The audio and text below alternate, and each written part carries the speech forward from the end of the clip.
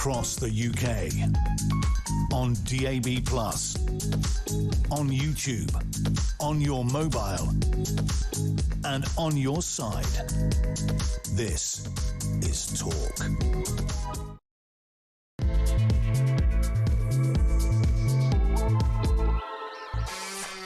There you are. Good afternoon and welcome to Drive Time right here on Talk. I'm Kevin O'Sullivan and I'll be your host for 3 thrilling hours of news, views and topical debate all the way to 7 o'clock. Get on the show, get on the phone and call me on 03444991000, or you can WhatsApp voice note me on the same number and I absolutely promise to play your message out.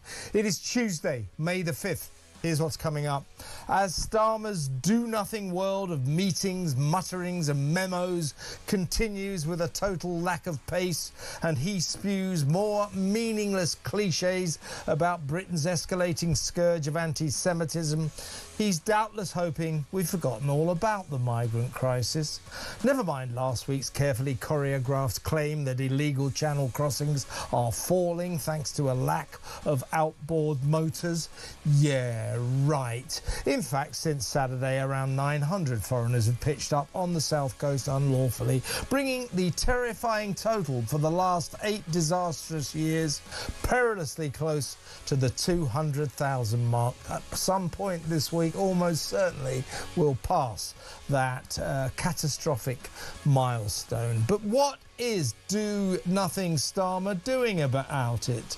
Why, nothing, of course. Smash the Gangs is consigned to the scrap heap of comedy history, with a grand total of no gangs smashed, and the spectacularly ineffective one-in, one-out scheme remains an expensive, sick joke. Why did hopeless Home Secretary Shabana Mahmood hand the French another £662 million to not stop the boats, which we know they won't? Where is even the semblance of a cogent government plan to tackle this great disaster of our time? 03444991000. Also on today's action-packed show, Kemi Badenoch proposes a zero-tolerance approach to the so-called minor crimes that are making life a misery for millions of long-suffering Brits. Is she right? Is it time to prosecute all shoplifters, all vandals, all fare dodgers? 03444991000. Plus, the shocking secrets being kept by a bungling local council to protect the rights of a murdering father.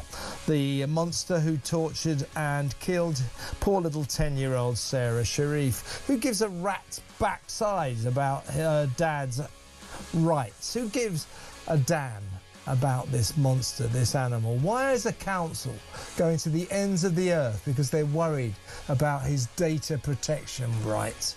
Do me a favour. 03444991000. Also, Falklands veteran Simon Weston on the growing threats by Afghanistan to invade the islands Britain so heroically defended in 1982. As news breaks that the Royal Navy is down to just 5 frigates, do we have the military might to protect the Falklands today? 03444991000. And finally, that weird Islamic cult in Crewe, raided by 500 coppers last week. What's it all about? Why does its American former stand-up comic leader believe in a planet full of master race rabbits? Stay tuned to find out all that and so much more, so don't go anywhere. Stick with me right here, right now on Talk, the home of free speech and common sense. Let's spend Tuesday afternoon together. Let's go straight over to my first guest. He is Senior Fellow at the New Culture Forum, Philip Kisley. Hi, Philip. Oh, hi, Kev. Brilliant to see you. Always a pleasure, mate. Well, listen, let's talk first. I want to talk about Starmer's extraordinary propensity towards holding meetings. He gets criticised for just spewing meaningless platitudes, particularly by the Jewish community, who are fed up to the back teeth with his stupid cliches. You know, there's no place of this kind of hatred in Britain. Anti-Semitism has no place in this. They're sick to death of it. How does he respond? With more meaningless cliches. They say all you ever do is have meetings. You just stage meetings. You don't actually do anything. What does he do? He has a meeting about it. If you were standing in front of a guy with a machine gun who was about to open fire on you and you're standing next to Keir Starmer, he wouldn't say hit the deck. He would say, let's have a meeting. He's an unbelievable character when it comes to doing nothing. But as we worry quite rightly about the crisis of anti-Semitism in this country, he says that Jew attacks are a crisis for us all. They kind of are in a way. I'm sick to death, by the way, of hearing this isn't just an attack on Golders Green. This is an attack on all of London, of all of the country. No, it's not. It's just an attack on Golders Green because that's where the Jews live.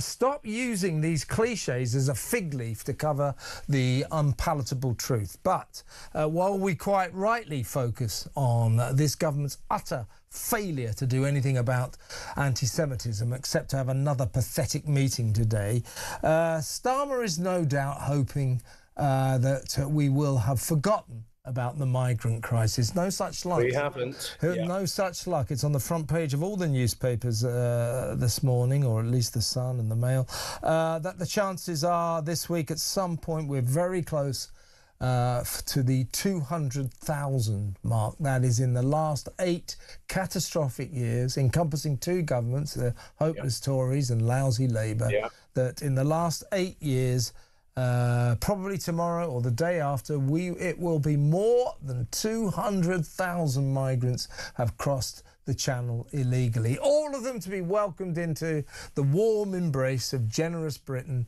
whereby we put them in hotels or military camps. We give them 50 quid a week, free doctors, free dentists, free lawyers, free everything else. They've made it to the promised land, and this government is doing nothing about it. It's hoping that while we focus on anti-Semitism, we'll have forgotten about the migrant crisis. We haven't, have we, Philip? We certainly haven't. We think about it pretty much every day because, thank God, it's in the news every day. 200,000 just in small boats. Kev, that's the population of York, the city of York. Okay? So that is the scale of the crisis. Now, we have to think about what that is doing to social cohesion. And all you have to do is look back 8 years. 8 years ago, we lived in a very different country. We weren't talking about sexual abuse and sexual offences committed on the streets by migrants, by undocumented males on a daily basis. That just wasn't the case 8 years ago. We didn't have, again, undocumented males hanging around city centres. We didn't have HMOs and hotels right next to schools. So we had these males hanging around schools. What we've had over the last few years, particularly over the last 2 years, is protest after protest, mainly women and children, actually, because we covered the protests on this channel, mainly women and children telling Keir Starmer that they are frightened, that they are vulnerable, that they are being attacked. And what we've had time and time again is Keir Starmer and his government not listening, and the borders, porous borders continuing, and people doing nothing about it whatsoever. Yes, he will sit in committees, he will have meetings, but as we know, a committee is an animal with 4 back legs. Nothing will happen. What we need is leadership. What we need is a prime minister to do something about this and quite simply stop the boats, not just talk about stopping the boats. Yeah, I think he's trying to put this on the back burner. I think it's an absolute outrage that this government is coming up with nothing to tackle this escalating crisis, which has now reached kind of fever pitch, really. And since the weekend, around about 900 migrants have come across. We haven't got It's extraordinary. Yeah. It's absolutely extraordinary. But if you think about everything else that's happening, it's all connected, isn't it? So if you think about the massive rise in anti-Semitism and violence on the street and all of that stuff, it comes down to the fact that our country is being torn apart. The fabric of our society is being ripped in two, and it feels as though everything is out of control. And for me, it comes back to three main things which are absolutely at the root of this. One is mass immigration, two is Islamism, and three is identity politics. All of those things really are responsible for what the breakdown of social order in this country, and mass immigration really, and illegal immigration, is at the heart of that. Yeah, and it is the number one issue that will affect, no doubt, the results of Thursday's local elections, and will certainly be the major issue of the next general election. A lot of these politicians in Westminster like to go around saying everybody knows that the preeminent issue is the cost of living and the economy. It's not. It's actually not. Statistically, that is not a fact. The fact of the matter is that polls have revealed that the number one issue concerning British people is the migrant crisis. Yeah. And we should be furious as a nation. We should not be allowing that woman, Shabana Mahmood, to go over to France and give them 662 million more pounds, meaning we have now given them considerably over £1 billion in the last 3 years to not stop the boats. We know they will not stop the boats. And yet we allow her to go and showboat, if I can use that expression, on the North French beaches. Oh, look, I've sealed this deal. We should be going, what are you doing with our money? They're not going to stop the boats. It is a ridiculous performative farce that this government subject us to. They're not doing anything about this crisis, and they don't know what to do. That's it, exactly. It's performative. They're saying, look what we're doing, and they're actually doing nothing. They're acting, they're play acting, and they're hoping, taking the British people for fools and hoping that we won't notice. But 200,000 people with only 7,000 deported, that is a 96% failure rate. In any walk of life, that system would be upended and changed. If you were running a business with a 96% failure rate, you would be out of business. And this government, Keir Starmer, should be out of business. Absolutely right. A quick word about, he's having one of his summits today.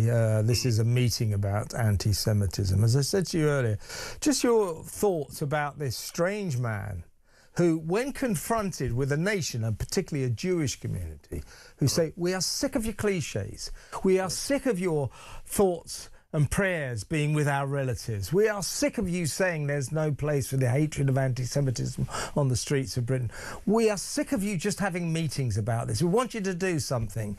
What is his response? This was so strange. He has such a narrow bandwidth, and when criticised for just coming out with cliches, the only thing he can manage to do is more cliches.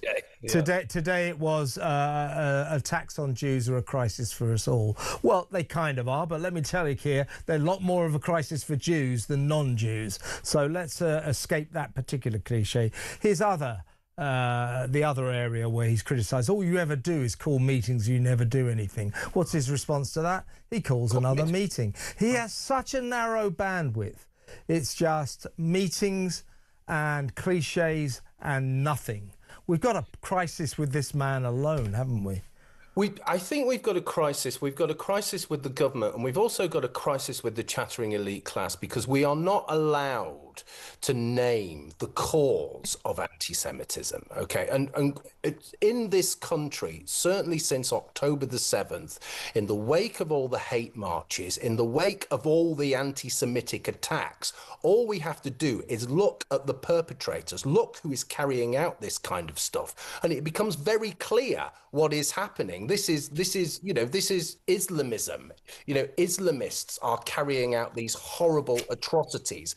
I'm I'm saying that openly and I'm saying it clearly. It is Islamists. And because our government cannot and will not say what the problem is, because they are married to this Muslim bloc vote that they don't have anymore, which they are terrified that the Islamists will kick off, they're backbenchers, the far left, and all of this kind of thing. They will not deal with the problem, and we cannot expect them to deal with the problem anytime. The Jewish community cannot expect them to deal with the problem. So in a bizarre kind of back to front way, it is our problem, because we have to stand up for the Jewish community. We have to speak for them. We have to say that we will not stand for this, because our pathetic, horrible, useless government will not do that, because they have no backbone. Yeah, I mean, we a few concrete gestures would be in order. For example, ban the IRGC, ban the Muslim Brotherhood, do something about these pro-Palestine Jew hate marches as opposed to just allowing them.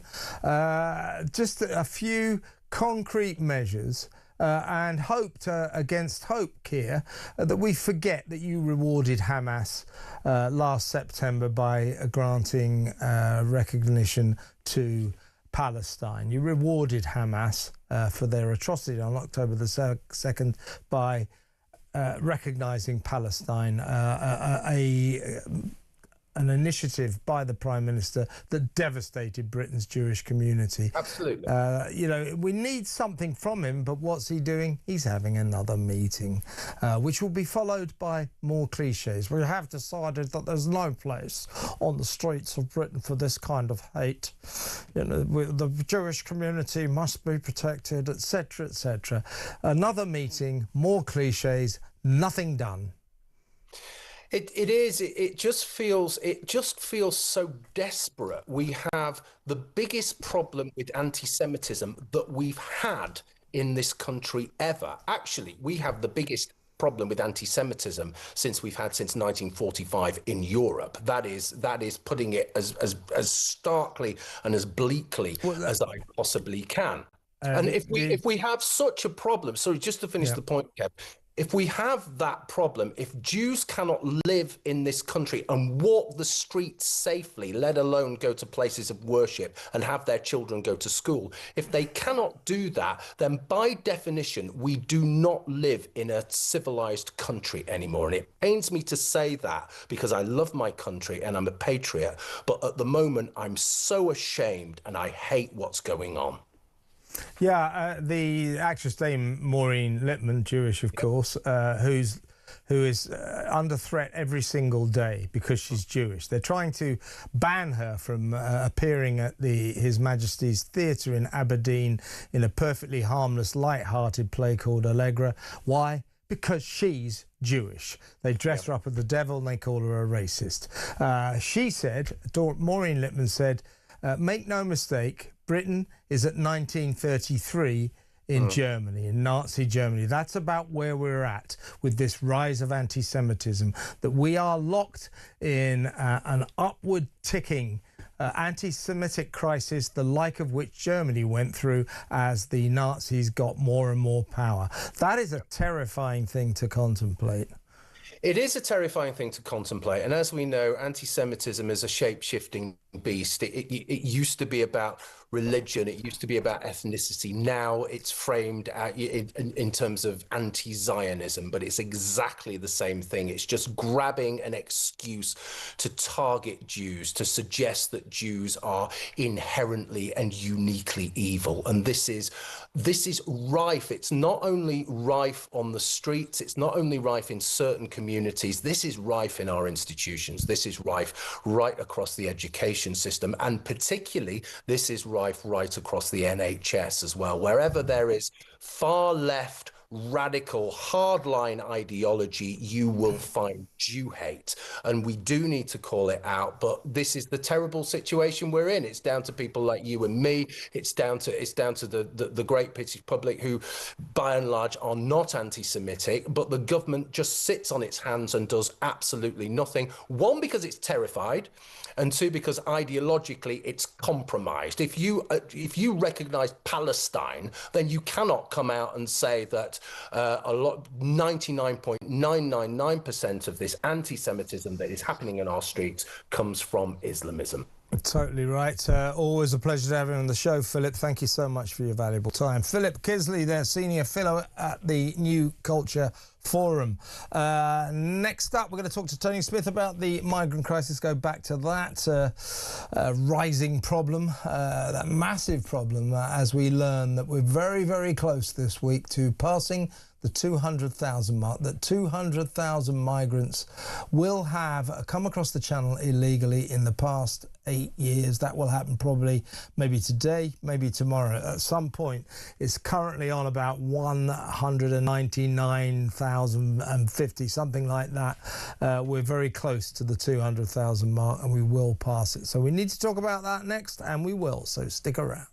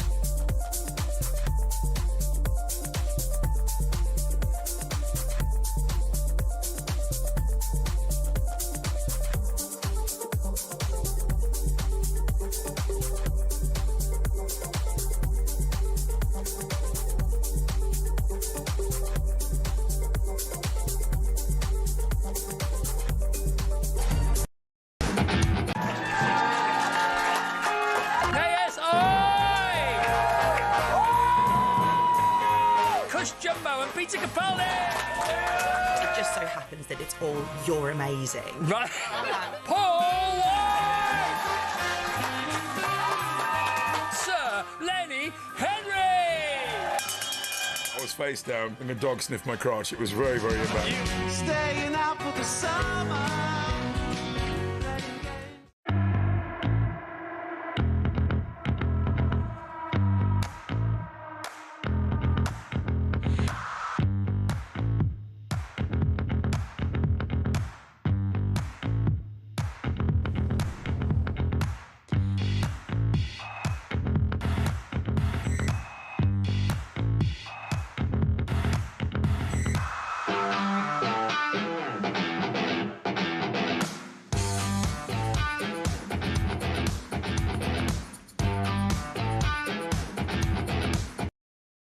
Across the UK, on DAB+, on YouTube, on your mobile, and on your side.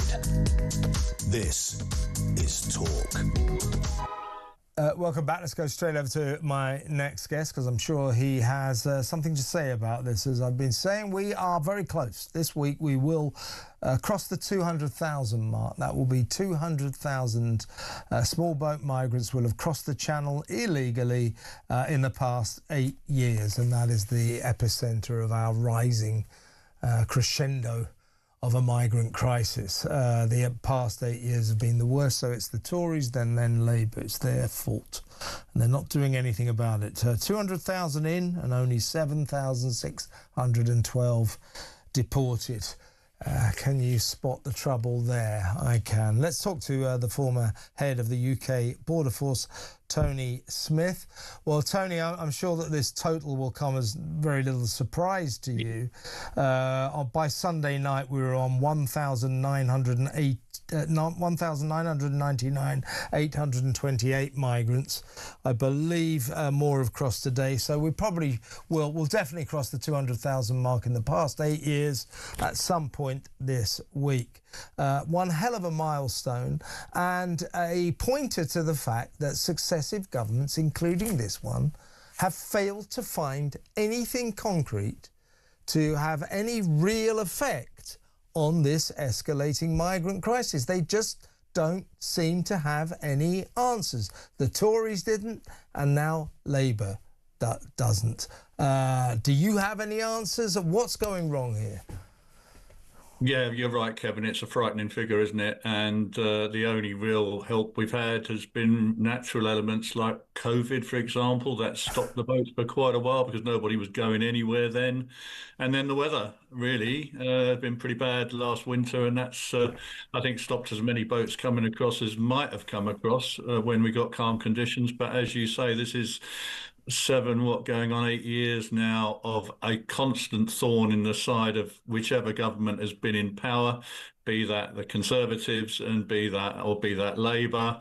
They've both come in with different policies, as you know. The Sunak government did say they were going to stop the boats. How can we forget? There was those slogans, weren't they, going out about how this was going to happen, but it didn't happen.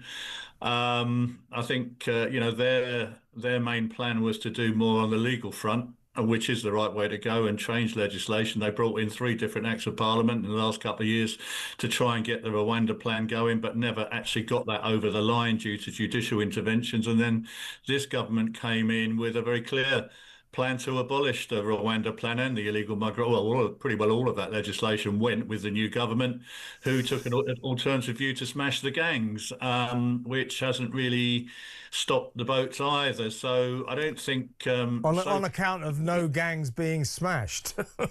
And I think maybe, to be fair to the Border Security Command, they've done quite a lot of stuff, Kevin, upstream. They have done some work. I think we are now seeing some changes, if you like, what we were seeing a few years ago, like bigger boats coming from different parts of Europe rather than the short hop across from Calais, some displacement, some evidence. But the problem is, and I worked in that department for a long, long time, when you're up against organised crime, and this is serious organised crime, you're constantly playing cat and mouse with the smugglers, and they've got unlimited resources and we haven't.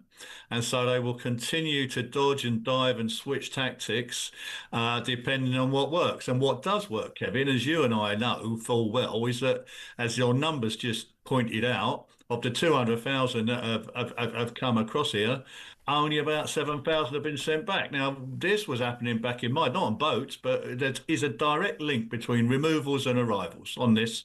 If you can show them that isn't going to happen, you're not going to be allowed to stay, that you're going to be removed, then that's when the asylum intake goes down. And neither the last 2 governments have been able to initiate a significant removals deterrent to say to those people on those boats, it's not worth your while because we're going to detain you and remove you. So that's really the answer to all this, but it's a lot harder than it may seem because of the legal quagmire that we've got ourselves wrapped up in these days at the border. Yeah, that's the point. I mean, if you were still running the Border Force, Tony, I would expect you'd be saying to the Prime Minister and the Home Secretary, listen, you're never going to stop these boats as long as you keep offering enticements. We don't put up deterrents. What we say to all these migrants gathering, and right now there will be thousands on the beaches of northern France and a growing number we now know in Belgium as well, all of them are going to climb on these boats because they know that once they get here,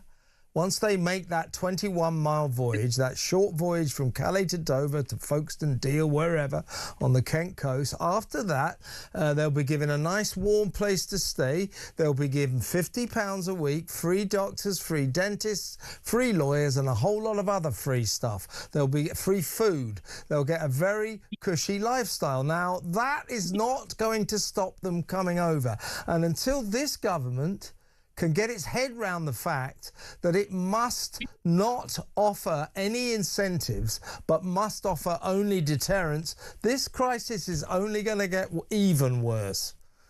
Yeah, and that does mean a very different approach to the law, Kevin. That means we're going to have to leave the ECHR. We're going to have to fundamentally review the Human Rights Act, our approach to asylum, and say, really, actually, if you're coming across from France, you're not fearing anything. France is a safe country. It's a member of all these same conventions. And actually, if France won't take you back, well, it doesn't mean we're going to put you in our asylum and protection systems here. We're going to send you back. But that is a lot harder than it may sound, because sending people back to some of these countries is really quite hard, even where we got returns agreements. That's why I was a fan of the Rwanda plan. We need an alternative place to send people to, which does offer them sanctuary if they need sanctuary, but means they will never be admitted into this country. That's what the idea was, but it was not tough enough, that legislation. That's why Rob Jenrick went from Home Office and is now over at Reform. That's why Suella Braverman's over there. That's why Reform are saying this now, because they've been bitten by this already and said, look, we have to have a really, really radical approach to legislation to change our legal, almost our constitution, Kevin, actually, to manage this. And that's going to take a while, whichever government takes over. But in the meantime, I'm afraid I can't see any real end to this. I think while we're still in the same legal framework, the boats are just going to keep coming. Of course they are. They've got to change all of this. It is absurd, but really terrifying. Tony, always a pleasure to have you on the show. Thank you very much for your time. Breaking news, folks. Prosecutors have been told to fast-track hate crime prosecutions under new guidance issued by the Director of Public Prosecutions, Stephen Parkinson, in the wake of a deeply troubling, this is a quote, by the way, is a deeply troubling rise in anti-Semitic incidents across the country. So, yeah, two-tier justice. I mean, I obviously approve of that, but it's got sort of nasty ramifications, isn't it? You know, you shouldn't have parts of the justice system going faster than others because the government has decided to prioritise that. When did we last see that? Oh, I know. Just after the Southport murders, and we know where that led to. So I like this, but I think we have to be careful here. We have to be very careful. But prosecutors have been told, ordered by the government, that is, prosecutors. So there's the government getting involved in the justice system. They're not supposed to. Prosecutors have been told by the government to fast-track hate crime prosecutions under new guidance issued by the Director of Public Prosecutions, Stephen Parkinson, in the wake of a deeply troubling rise in anti-Semitic incidents across the country. So that's the government sticking its nose into the justice system again and telling them to fast-track prosecutions against anti-Semites. I'm all for that, but it just strikes me that the government telling the justice system to get a move on with particular types of crimes, no good will come of that. What do you think? 03444 991 1000. Next up, we're going to talk to Kim Bailey. Remember Kim Bailey? She's the chairwoman of the Crowborough Shield organisation down in Crowborough in East Sussex. That's the poor community, the small community, 22,000 people who have had around about 500 foreign young migrants, male migrants, foisted upon them in their local army camp. We'll talk to Kim about that, and we'll talk to Kim about what she thinks about the government policy of dispersing all of these migrants who are currently at migrant asylum seeker hotels around the country into houses of multiple occupation. A house next to you, in a street near you. We've already seen some of the results of that. And also, of course, sometimes they'll be moved into army camps or disused air bases, as in Crowborough. So all of a sudden, the small town of Crowborough, the very pretty East Sussex town, has a migrant population of about 500 young male foreigners who arrived here illegally. We'll talk to Kim Bailey about that and the issue of the migrant crisis, the escalating migrant crisis, next. Stay tuned.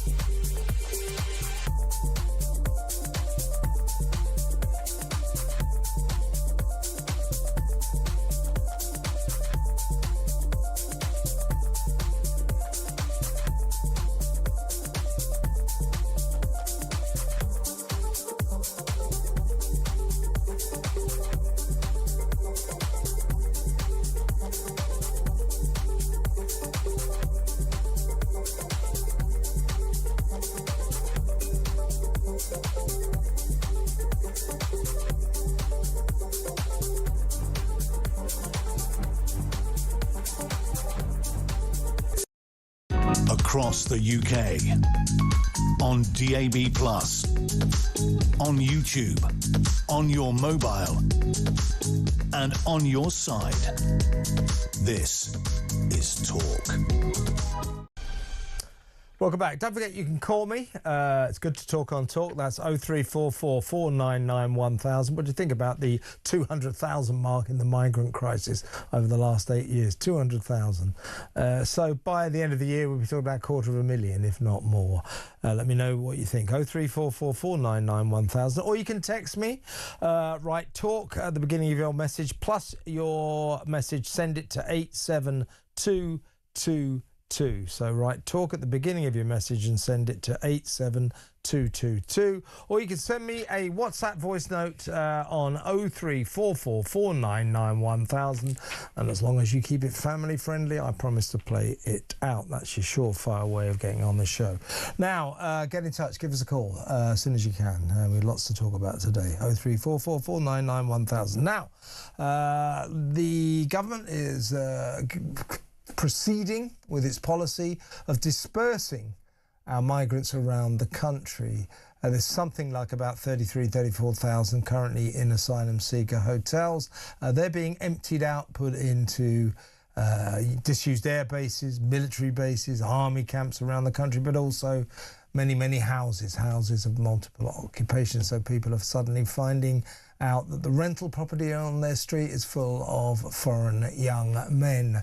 It is not a policy that I think is geared towards making this country content, to say the least. Someone who knows all about this syndrome is the chairwoman of the Crowborough Shield organisation down in East Sussex. That is the town of east of Crowborough in East Sussex, where the local army base, trainee base, has been turned into a migrants accommodation centre. Let's talk to Kim Bailey. Welcome, Kim. Hi Kevin, how you doing? I'm all right. Well, first of all, tell us what's the scene in Crowborough these days? How many migrants are in your local army camp? Well, we still don't know because nobody talks to us. The Home Office is still being very clandestine about it. Wealdon District Council, who is the local partnership and planning authority, they don't speak to the community. They give us updates which are very non-committal, not very informative. So we still do not know the numbers of migrants that are in the camp. See, that's the story of the whole country, though, because I wanted to talk to you about this kind of the whole business of taking these migrants who are currently in hotels, some of them in military bases, and dispersing them around the country. I think it's opened a whole new Pandora's box of problems. We've had villagers suddenly realising there's a house full of migrants in their midst. There was one last week where one of the migrants was found outside a girls' school and got arrested for harassing the pupils there. That kind of thing. So I think there's a massive problem there. But as they do this, as the government does this, the common thread of all the stories of the people who suddenly find they have migrants in their midst, like you, Kim, is that no one told them. It's all kept a secret from them. Suddenly they wake up and next door it's a house of multiple occupation, or in your case you pretty much wake up and your local army trainee camp is now an asylum seeker accommodation centre, and they don't even tell you how many people are there. Do you have a sense that the numbers are building up? Yeah, you can see the numbers have risen. We see them around in town. We've seen a lot of them drinking. There's lots of video footage of people going in from the camp who reside at the camp, going into local supermarkets and buying alcohol, being very drunk, causing a bit of a nuisance, to say. So obviously we've got the army barracks, but I've obviously spoken to a lot of people over the last 6 months, and one of the towns that I spoke to had an asylum hotel shut down, and they had been moved into HMOs, houses of multiple occupancy. And what I was hearing is that whilst the asylum hotel is obviously no one wants that in their town, but actually at least the girls knew where the asylum seekers, these migrants, would be, and they kind of congregate together outside of those hotels. When they were dispersed to HMOs, houses of multiple occupancy, around the town, girls and parents didn't know any longer where these migrants were going to be. And so it was very, very difficult for people to avoid the areas because they didn't know where they were. And they felt that that was actually more concerning than them being in the hotels. So obviously for us, we've got our cadet training centre where our cadets were just kicked out overnight, and hundreds of asylum seekers were moved in. So at the moment in Crowborough, they are all in one area. However, there is nothing for them to do. So again, they are coming into town, into the local supermarkets. And as I've said many times, there is nothing for them to do here. So what are they going to do? Well, what it looks like is they're buying alcohol and occupying themselves around the town and obviously around the camp, which is no good for anyone. So, Kim, it's already having an effect on your lovely town that there are migrants, clearly migrants, milling around the town, drinking alcohol, making a nuisance of themselves, making it a far less pleasant place for you people to live. You've only got to look at the housing market. I mean, houses didn't stay on the market very long in Crowborough. It was quite a desirable place to live.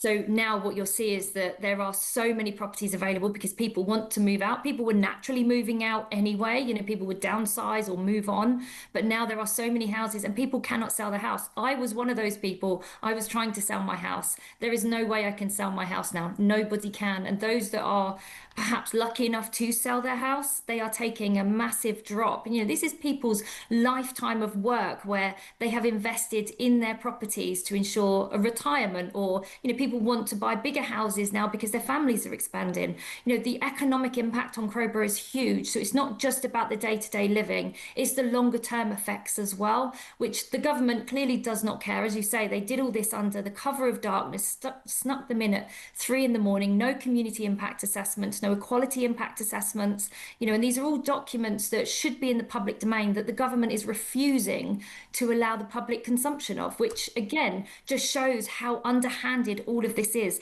how unsafe it is, and how due diligence just was not carried out. It's all shameful, and it's just moving them from hotels to barracks to HMOs. It's stupid. They're just moving chess pieces across the border, as a lot of people say, shifting the deck chairs around on the sinking Titanic. It's not a deterrent, as they keep saying. Putting people in army barracks is not a deterrent. As you said, Kevin, there is an incentive there. It's warm food. It's a warm place to stay. It's free. Don't forget, it's free.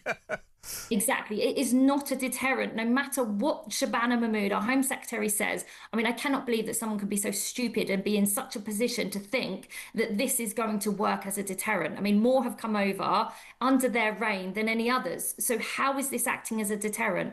I think I can't remember his name, the previous border control. Tony Smith, yeah. Tony, exactly. He's saying the first thing you need to do is leave the ECHR and reform the law to be able to detain them. There are plenty of examples of atrocities or bad things that have happened that have caused a change in the law. Why is this not happening? We've just seen what happened on Brighton Beach, that conviction. Rhiannon White, these are atrocities that are happening. Something needs to change. And this kind of rhetoric that putting them in barracks is going to be an absolute deterrent, it's not going to happen. It's deluded. This government is absolutely deluded. I totally agree with you. And as I say, I can see the argument that it's good to get them out of these hotels. They're costing a lot of money, but if it means just foisting them on communities like yours, people waking up to find that the house next door is now full of Armenians, from the age of 16 to 34 who can't speak English. If that's the alternative to hotels, let's go back to hotels. It was better.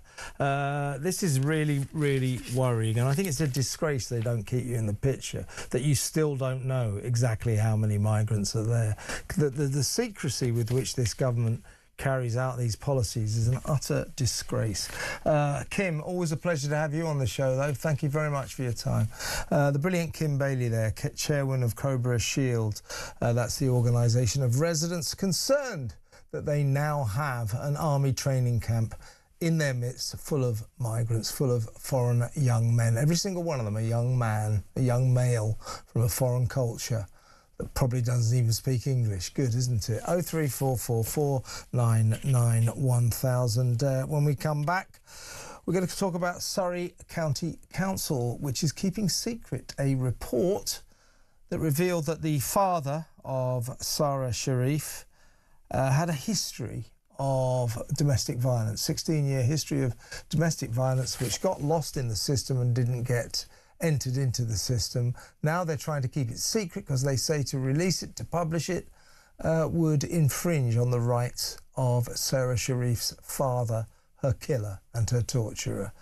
Who cares about his rights? 03444991000. We'll talk about that next. Stay tuned.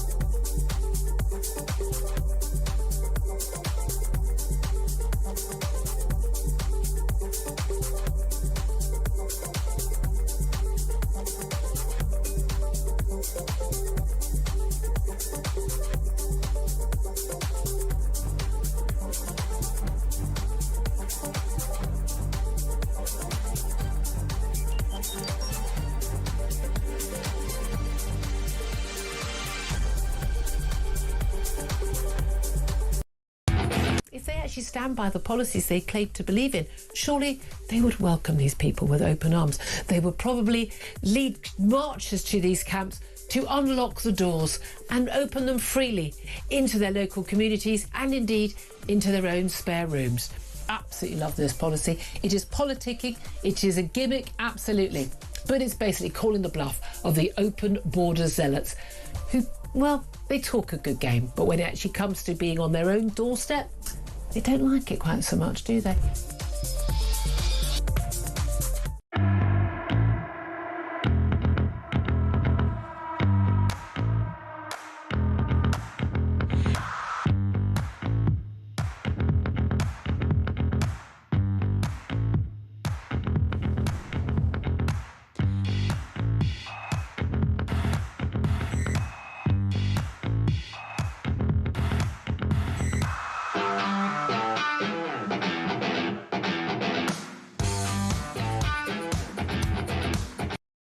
Across the UK, on DAB+, on YouTube, on your mobile, and on your side. This is Talk. Welcome back. You got any migrants in your village, in your town? They just recently been moved in. Give me a call, 03444991000. Let's talk about poor little Sarah Sharif. You remember her, the poor little 10-year-old girl who was tortured and beaten to death by her father, Irfan Sharif? Well, a report into his 16-year history of domestic abuse went missing and was never fed into the system. As a result, the judge in the case handed the care of Sarah to her brutal dad. Now a Freedom of Information request to release that report has been denied by Surrey County Council because officials fear that publishing that report would breach Sharif's father's data protection rights. So they're worried about his data protection rights, a man who tortured and to death his young daughter, who's in jail for the rest of his life, will never get out. They're worried about his data protection rights. This is absurd. Let's talk to the Chief Executive of Freedom from Abuse, Marilyn Hawes. How angry does this make you, Marilyn? I can see it does. Let me know. Look at the face. Look at the face. Truly, I could absolutely explode. I remember when I first heard the case when he was actually tried, I sat in my car and cried. I mean, I thought I'd heard it all with the job I do until then. And, you know, I have a granddaughter the same age, and I was just thinking, dear God, what? And I'm not going to say animal, because animals don't behave like this. He's an evil lump of flesh and absolute awful man. The Surrey County Council, this is absolutely ducking responsibility. And I want to know who was the social worker who failed to put that in the system. I don't believe it was failed. I don't know, but I mean, nothing would put it this way, Marilyn, put it this way. They're talking about Irfan Sharif's data protection rights. I mean, you know, if you gave me a couple of years, I might be able to come up with something I cared about less, but offhand, I can't think of anything. And I think most people would feel the same. Who gives a rat's backside about his... No, I don't. But here's the point, Marilyn. If they publish this report, according to the Freedom of Information request, they say, it would inflict on his data protection rights, but it was also embarrass them, wouldn't it? So it's of course it will. It's quite handy, isn't it? That's the thing. It will embarrass them. Exactly right. I mean, I'm not being funny, and I don't wish to invoke violence here, but I mean, so don't now. No. But the prisoners have their own way, shall we say, of dealing with these sort of pigs. Shall we put it that way? They have their own way of dealing with it. But it is absolutely... Do you know what?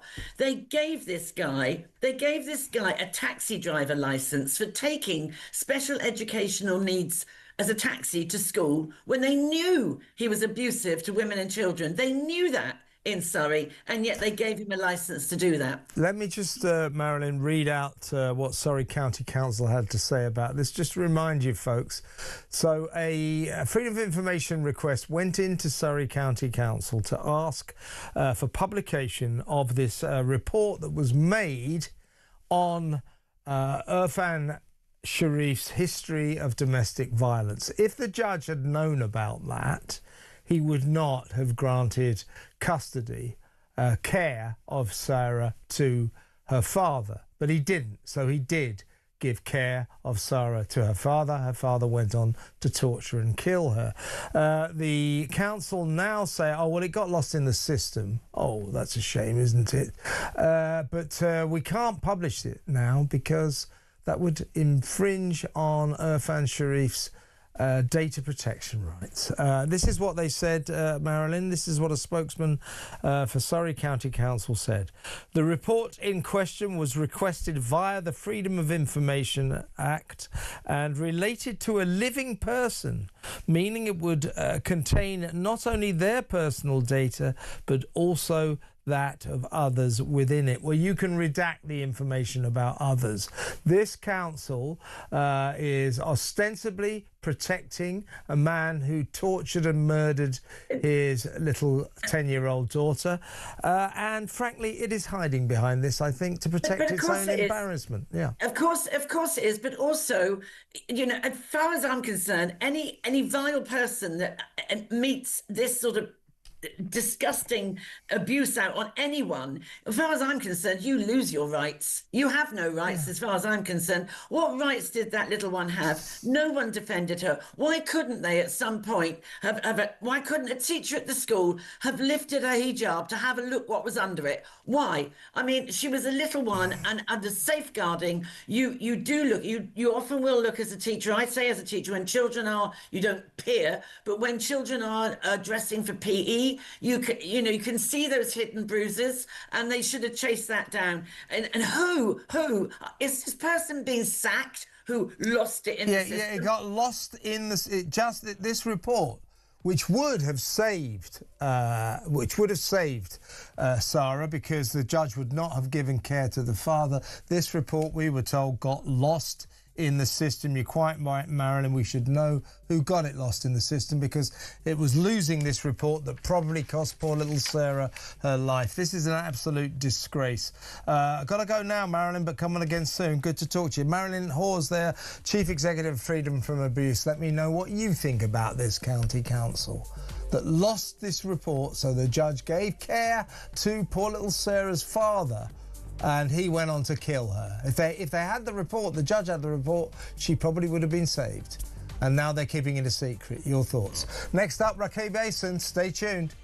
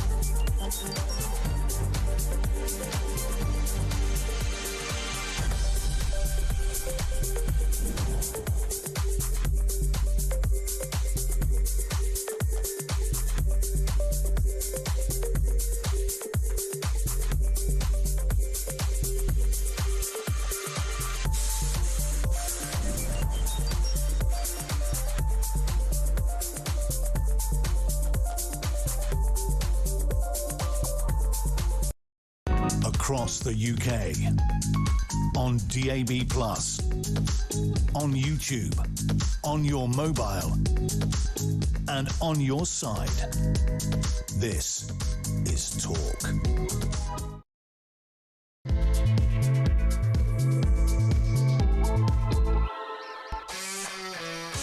Welcome back. In a little while, I'm going to be talking to Stephen Silverman from the Campaign Against Anti-Semitism. We're going to get his take, or the Jewish community's take, if you like, on Keir Starmer's response to our rising anti-Semitism crisis in this country. They don't seem to be doing much. He's had another meeting, spewed some more cliches.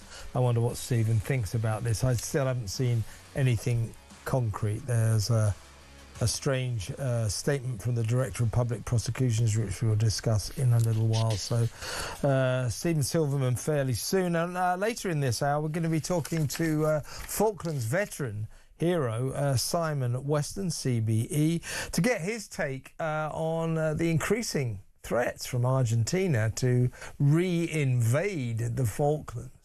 Are we in a position to defend them? In 1982, Margaret Thatcher sent a task force of, wait for it, 40 ships, 40 warships down to the South Atlantic to defend the Falklands.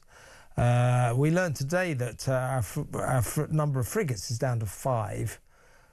We haven't even got 40 ships anymore. Could we defend the Falklands if the Argentines attack again?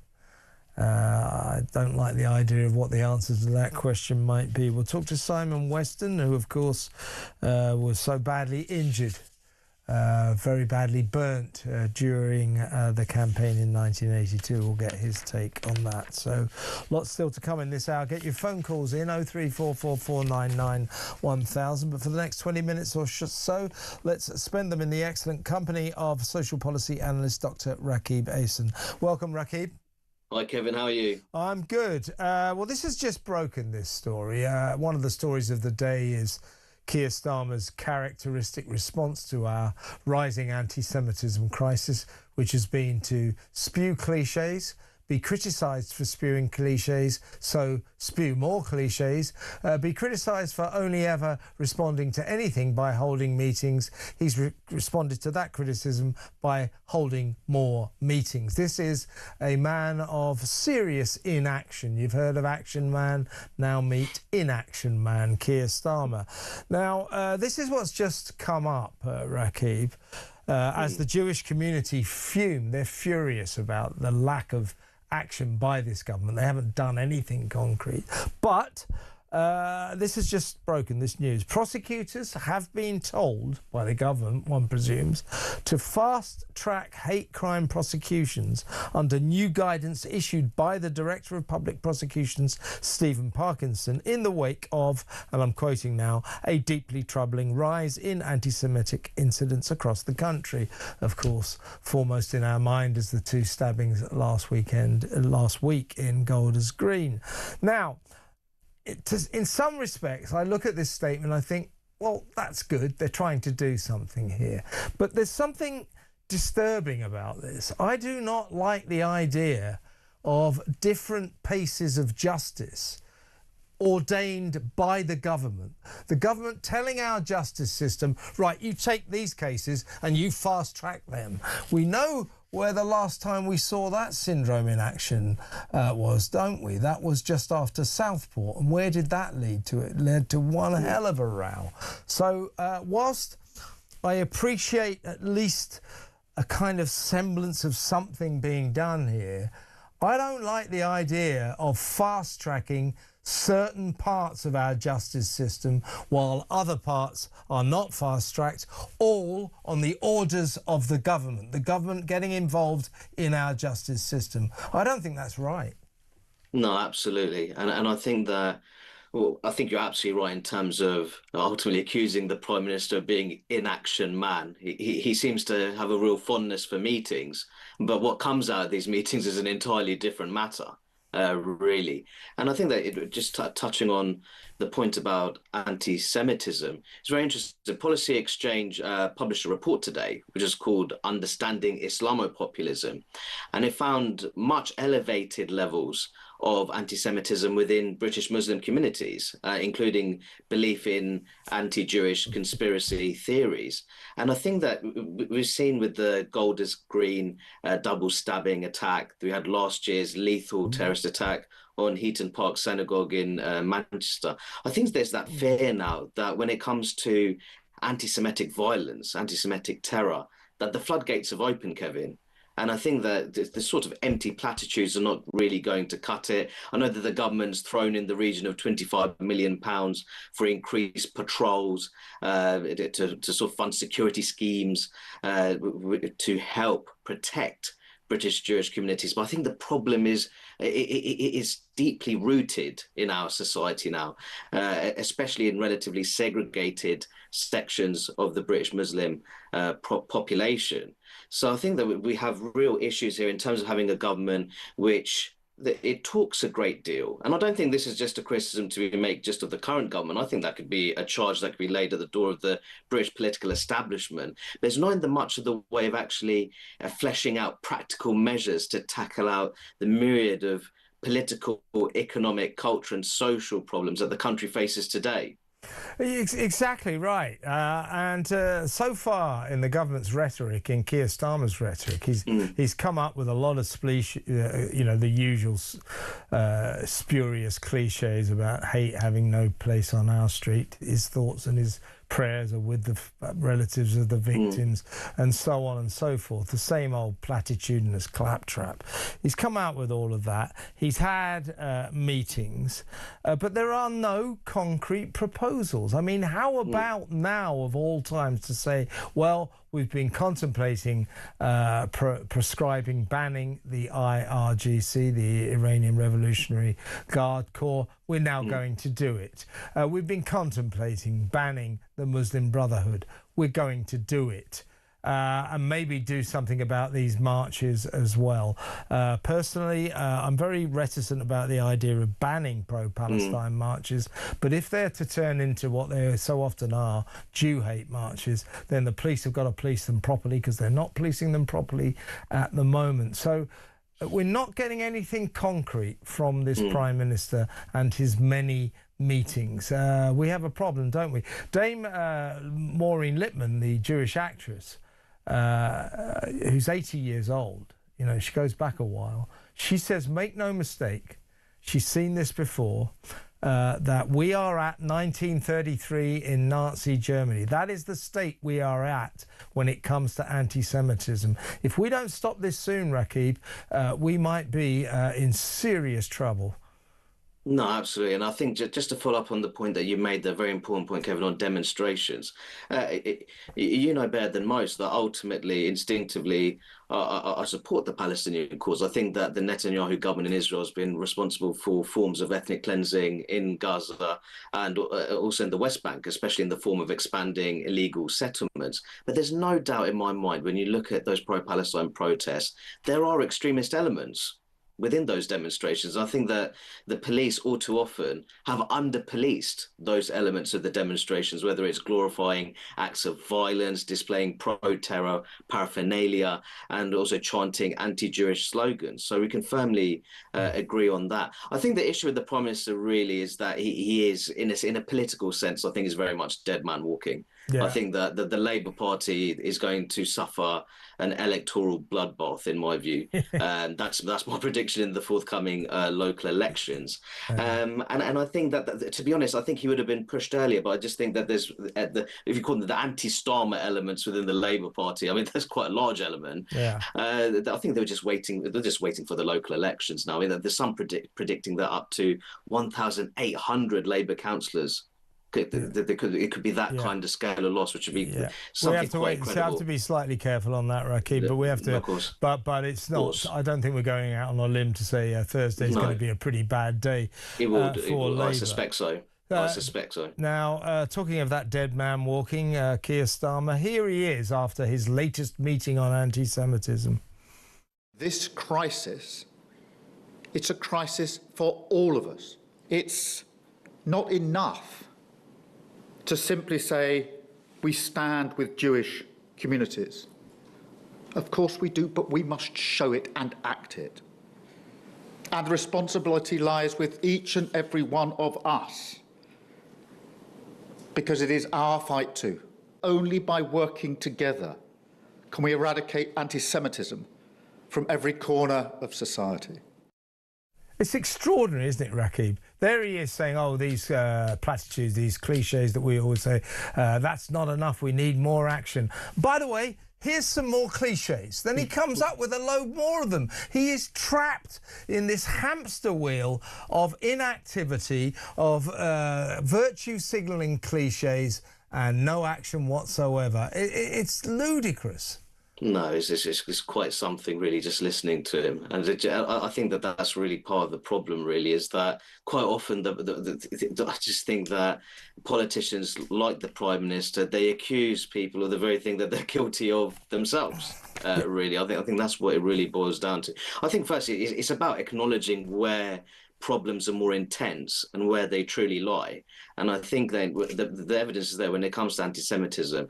It's particularly deep-rooted and virulent in relatively segregated parts of British Muslim communities. And I think that all too often, I think that there's been elements of the British left that have been very reluctant to acknowledge that. And I think part of the reason, actually, Kevin, I think that there's almost this mindset here, if you call it the so-called oppression pyramid, where Jewish people are ultimately seen as a very privileged and advantaged group, while Muslims are ultimately seen as an oppressed or marginalised group.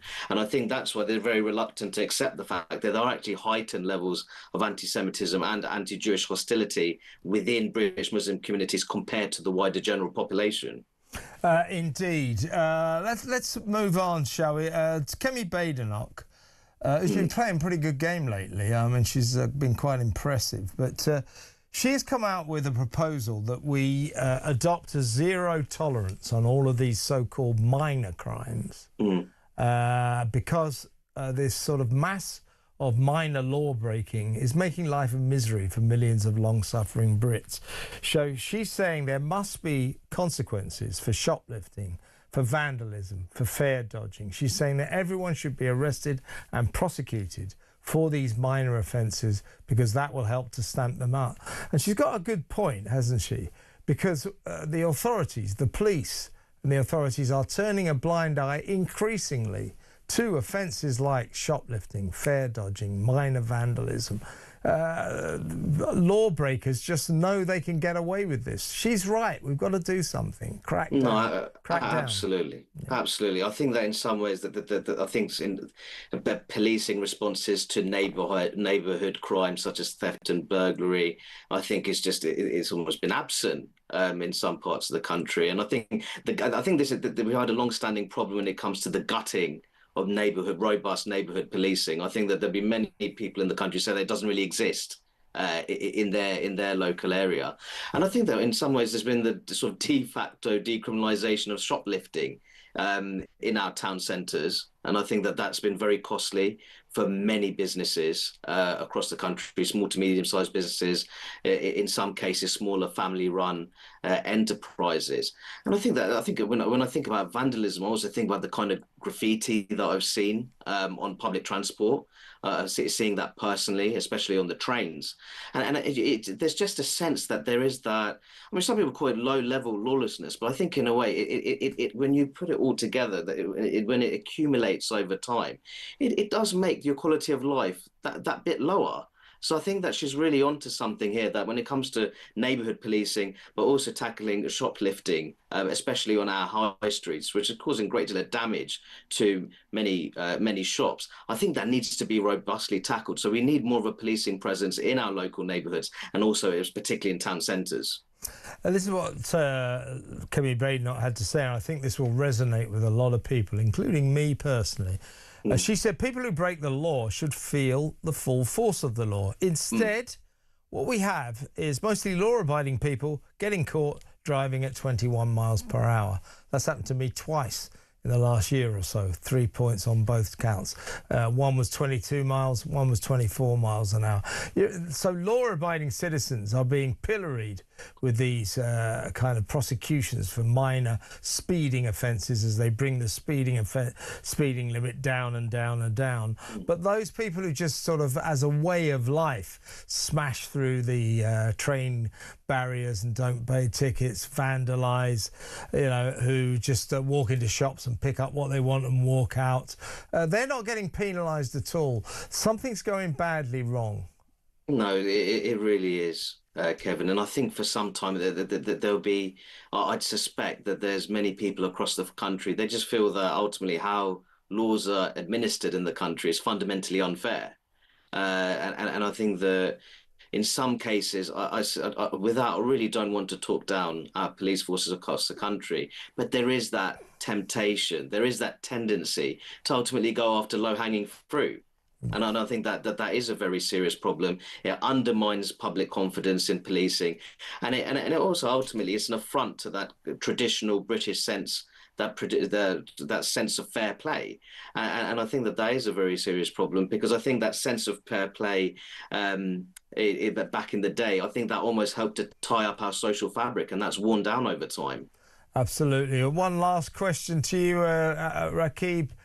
This week, in the past 8 years, the number of migrants who have crossed the Channel illegally this week, that tally will soar above the 200,000 mark. So 200,000 migrants by tomorrow or the day after will have crossed the Channel illegally in the past 8 years. The Tories just as responsible for this debacle as the current Labour government, both governments having no idea what to do, and they still don't. Last week, or was it the week before? Last week, Shabana Mahmood saying, hey, I've got a great deal. I've handed 662 million more pounds to the French to not stop the boats. Whatever these governments do is merely performative. They don't seem to have any concrete ideas. What should they do you think, Rakib? Well, I think firstly they need to ultimately reevaluate our relationship with international conventions and treaties. I'm specifically referring to the European Convention on Human Rights. I think that there's a great deal that could be done in terms of tackling those who are involved in what I call the illegal migration industrial complex. I'm thinking about unscrupulous landlords, exploitative business owners who ultimately thrive on illegal migration. That also includes people smugglers themselves. But I think crucially that they need to look at how our human rights architecture, which in my view often prioritises the individual rights of foreign nationals over the collective security of law-abiding British citizens, that needs to be fundamentally overhauled. There needs to be a radical overhaul. So I think much of the solutions are very much legal. But there's also practical steps to be taken, especially against those who actually thrive on illegal migration into the country. Rakib, fantastic to have you on the show as always. Thank you so much. Dr. Rakib Mason there, social policy analyst. Next up, very pleased to welcome to the show a Falklands War veteran. Well, that's in a little while. We're going to be talking to Simon Weston. That's around about 5:30. Next up, we're going to talk to Stephen Silverman from the Campaign Against Anti-Semitism to get his take on what the Prime Minister seems to think is a fantastic day of action in tackling our rising anti-Semitism, Jew hate crisis. Doesn't look like much of a day of action to me. We'll find out what Stephen Silverman thinks. That next. Stay tuned.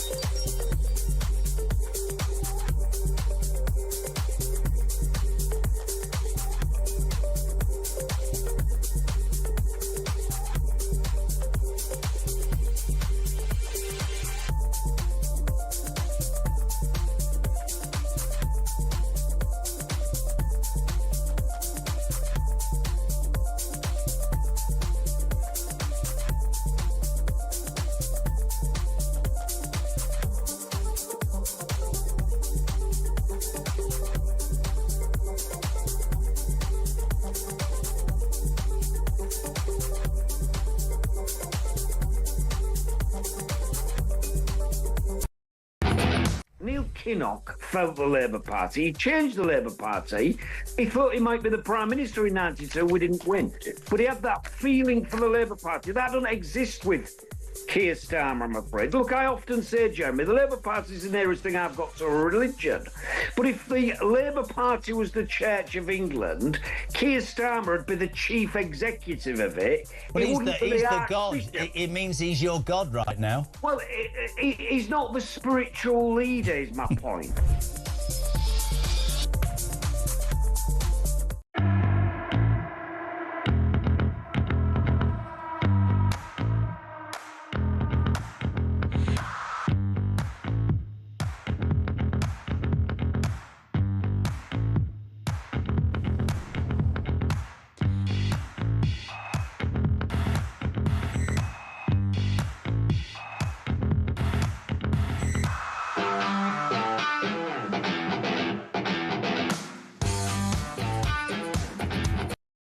Across the UK, on DAB+, on YouTube, on your mobile, and on your side. This is Talk. Welcome back. Well, the big story of the day is the Prime Minister has had another meeting and spewed more cliches about the anti-Semitism problem.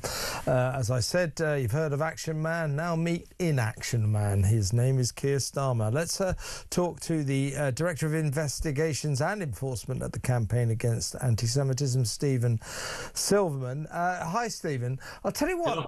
I'll tell you what. Just astounds me about this man, Starmer, is, you know, we have all been criticising him since last week. Like, all you ever do when you get another anti-Semitic atrocity, all you ever do is spew the same old, you know, my thoughts and prayers are with the victims, there's no place for hate on the streets and all that. The same old cliches, and then you have another meeting. That's all you ever do. You never actually do anything concrete. And what's he done since we delivered that criticism to him? Oh, I know. He spewed some more cliches and had another bloody meeting. Before I get your thoughts, here is the Prime Minister reflecting on his latest meeting about anti-Semitism. This crisis, it's a crisis for all of us. It's not enough to simply say, we stand with Jewish communities. Of course we do, but we must show it and act it. And the responsibility lies with each and every one of us, because it is our fight too. Only by working together can we eradicate anti-Semitism from every corner of society. Please, Keir, stop spewing cliches. And what does he do? He spews more cliches. This has just broken, Stephen, and get your thoughts on it. This is some kind of movement. I'm kind of torn, I'm conflicted on it, but this is what the DPP have released. Prosecutors have been told to fast-track hate crime prosecutions under new guidance issued by the Director of Public Prosecutions, Stephen Parkinson, in the wake of and I'm quoting here, a deeply troubling rise in anti-Semitic incidents across the country. I'm not sure what I feel about that, because that is the government interfering in our legal system and asking it to fast-track elements of our justice system while ignoring other elements. The last time we saw this was right after Southport, so I'm not sure that any good will come from this initiative. But generally speaking, your thoughts on this cliche-spewing, meeting-loving Prime Minister of ours? He never gets anything done, does he? Let me just address the point about the DPP and the CPS. Yeah. Because I actually think you might be worrying about the wrong thing. Mm-hmm. Can we actually have some prosecution to fast track, please? At the moment, good point. At the moment, the Crown Prosecution Service is prosecuting 1 in every 26 anti-Semitic hate crimes. So it seems pretty moot at the moment. And that really is kind of the feeling I'm left with after the Prime Minister's Street. You know, under a week ago, we stood outside Downing Street at our national emergency rally, and we demanded that the Prime Minister come forward and present a plan to tackle anti-Semitism, not a load of words, a plan. This is just about a start in that if I look for the positives, he has finally acknowledged where anti-Semitism resides. And he's also borrowed some of our language as well. But most of this is about telling people to do the jobs they should have been doing for the last 2.5 years. You know, the police have had the powers to ban these marches all along. They didn't do it. They chose not to do it. The Charity Commission has had the power to act against extremist mosques. They've had those laws, the laws were brought in, I believe, in 2016 to enable that. So, you know, why? Why aren't they doing it? And what is telling them to do it now going to do? What we haven't been told is when he expects to see improvements by and what sanctions will be applied if it doesn't happen. And the other question I would like to ask him, we had 2.5 years of hate, which culminated in the terrorist attack in Manchester in October on Yom Kippur. Why were the deaths of 2 Jewish men not sufficient then to I was going to say leap into action, but leap isn't the right word, to actually say something like this then? Why wait another 7 months and only do it after we've almost had another 2 dead Jewish people? So it's absurd. You know, basic steps still haven't been announced today, still no prescription of the Islamic Revolutionary Guard. The Iranian ambassador still hasn't been expelled. And what's he going to do about banning the Muslim Brotherhood? Set up a review. If there are 2 things that elicit scorn, 2 phrases that elicit scorn from the Jewish community now, it's there is no place for anti-Semitism in Britain, and we're going to have a review. It's just kicking the can down the road. And then if you know, the devil is in the detail. There's some interesting things if you look at what he said. He said that every part of society has a responsibility to do something about this. Every part of society has had anti-Semitism infiltrate it to some extent. How are you going to undo that? And he says he's going to make sure Holocaust education is taught in all schools. Well, you know, we've had Holocaust education for decades, and I have nothing but respect and admiration for the wonderful and amazing work they've done. But all that has happened that has persuaded people that anti-Semitism is a phenomenon of the far right. And unless we teach people that if you declare yourself to be an anti-racist and you're a member of a far left group and you are convinced that you own the moral high ground, it's possible for you to become an anti-Semite too. It needs to be broader than that. So there is an awful lot still to do. And also there are elephants in the room that this government refuses to acknowledge. Shabana Mahmood, the Home Secretary, last week made a long word salad speech about it. It's very important we get to the root causes of anti-Semitism. Where does all this start? Where is it fermented, etc., etc.? This is there are 2 words I haven't heard from anybody in this government, including the Prime Minister, since last week's horror in Golders Green, and that the 2 words I haven't heard are Muslim and Islam, or if you want to take it to 3, Islamists. I've had guests on my show, people from moderate Muslim households, who said that they were brought up in an atmosphere where Jew hate was seen as just the norm. That's where a problem needs to be addressed. That in our Islamic community, not of course accusing all of them of this, but it is quite normal for anti-Semitism to prosper, shall we say. This government refusing to even talk about that very important element of all of this. I mean, to be fair to the Prime Minister, he did actually use the phrase, I believe today, Islamist extremism, and he talked about the areas in which but my point is, Stephen, my point is that it's Islamist extremism. Sure, of course, that's a problem. But I think that what we need to confront is that even in moderate Muslim households, a casual anti-Semitism is accepted as the norm. That is what many people say. I've spoken to quite a few Muslims in the last week or so who've said just that. This government not addressing that problem. Well, today there was a very interesting poll in the Times, they had done a survey of precisely that issue. And it does contain some very, very worrying and disturbing information. So, yes, there is a cultural problem that needs addressing. We have no information as to how the government plans to do that, if it even does intend to do anything about that. But reading that survey in the Times today does raise an awful lot of worrying questions. And of course, that isn't to say that we don't have a kind of inherent anti-Semitism problem as well. Dame Maureen Lipman, the famous Jewish actress, Coronation Street star to millions, but one hell of a serious actress, and of course very much a spokesman for the Jewish community. She said, first of all, two things here.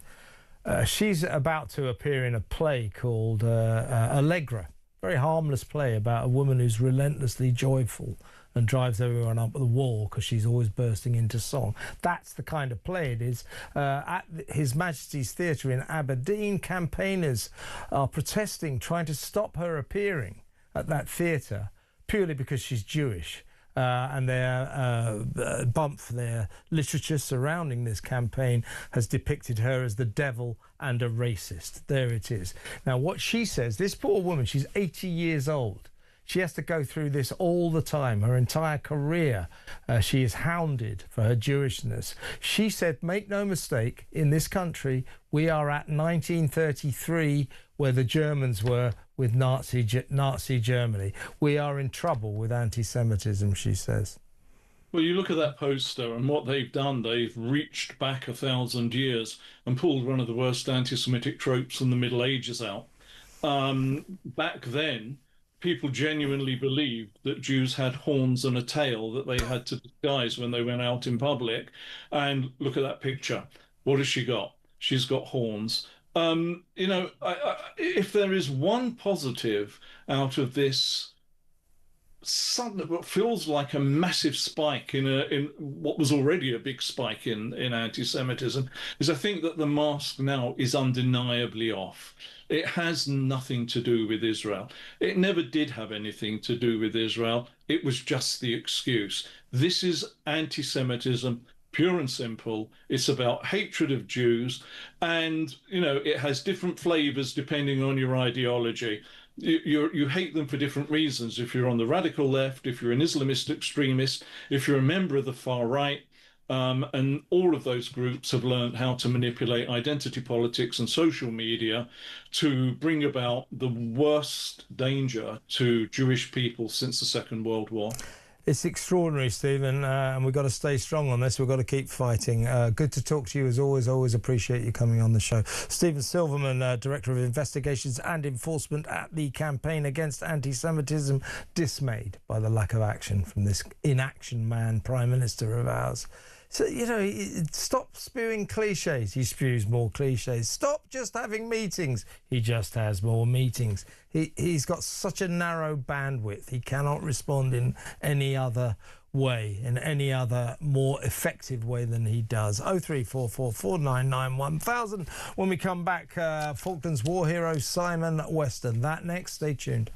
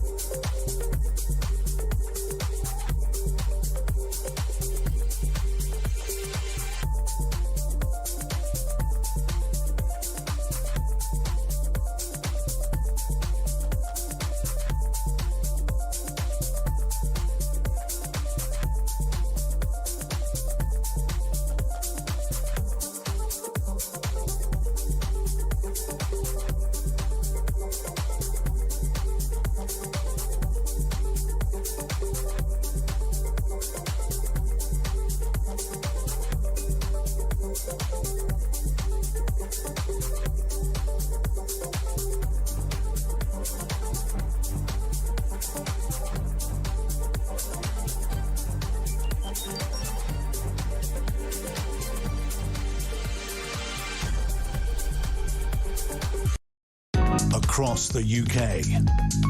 On DAB+, on YouTube, on your mobile, and on your side. This is Talk. Welcome back. My next guest is a genuine war hero, a Falklands veteran who was on board Sir Galahad, the warship which was hit by the Argentines, and he suffered 40% burns, but he is still with us and lives to tell his extraordinary story. What an honour to welcome to the show Simon Weston. Welcome, Simon. Hi, Kevin. How are you doing? I'm okay. I wanted to get you on to get your take on what's going on down in the South Atlantic at the Falkland Islands. The Argentines are making their noises again, that you'll recall very well. You know, they want the Malvinas, as they call it. Their Vice President, Victoria Villarreal, declaring that more than ever, the Malvinas are Argentinian. And if the people who live there insist they are English, why don't they go back and live in England? Which I would imagine you have something to say about. Now, what worries me, Simon, and I want to get your take on this, is in that campaign that you so heroically took part in 1982, I remember, I'm old enough to remember it myself. Margaret Thatcher, I believe I'm right in saying, in about 4 days flat, when Argentina invaded the Falklands, she got together a task force of 40 warships to sail down to the South Atlantic, to the Falklands, to defend those islands, which we did at great expense to yourself and all those brave British soldiers and troops who laid down their lives. Do you think, now that they're sabre rattling again, Simon, do you think Britain is in a position to defend the Falklands like we were all those years ago? Not in the same way. I don't think that's possible. We don't have enough ships to start with. Over the last 44 years, continuous governments have downsized things, have cut the military budget.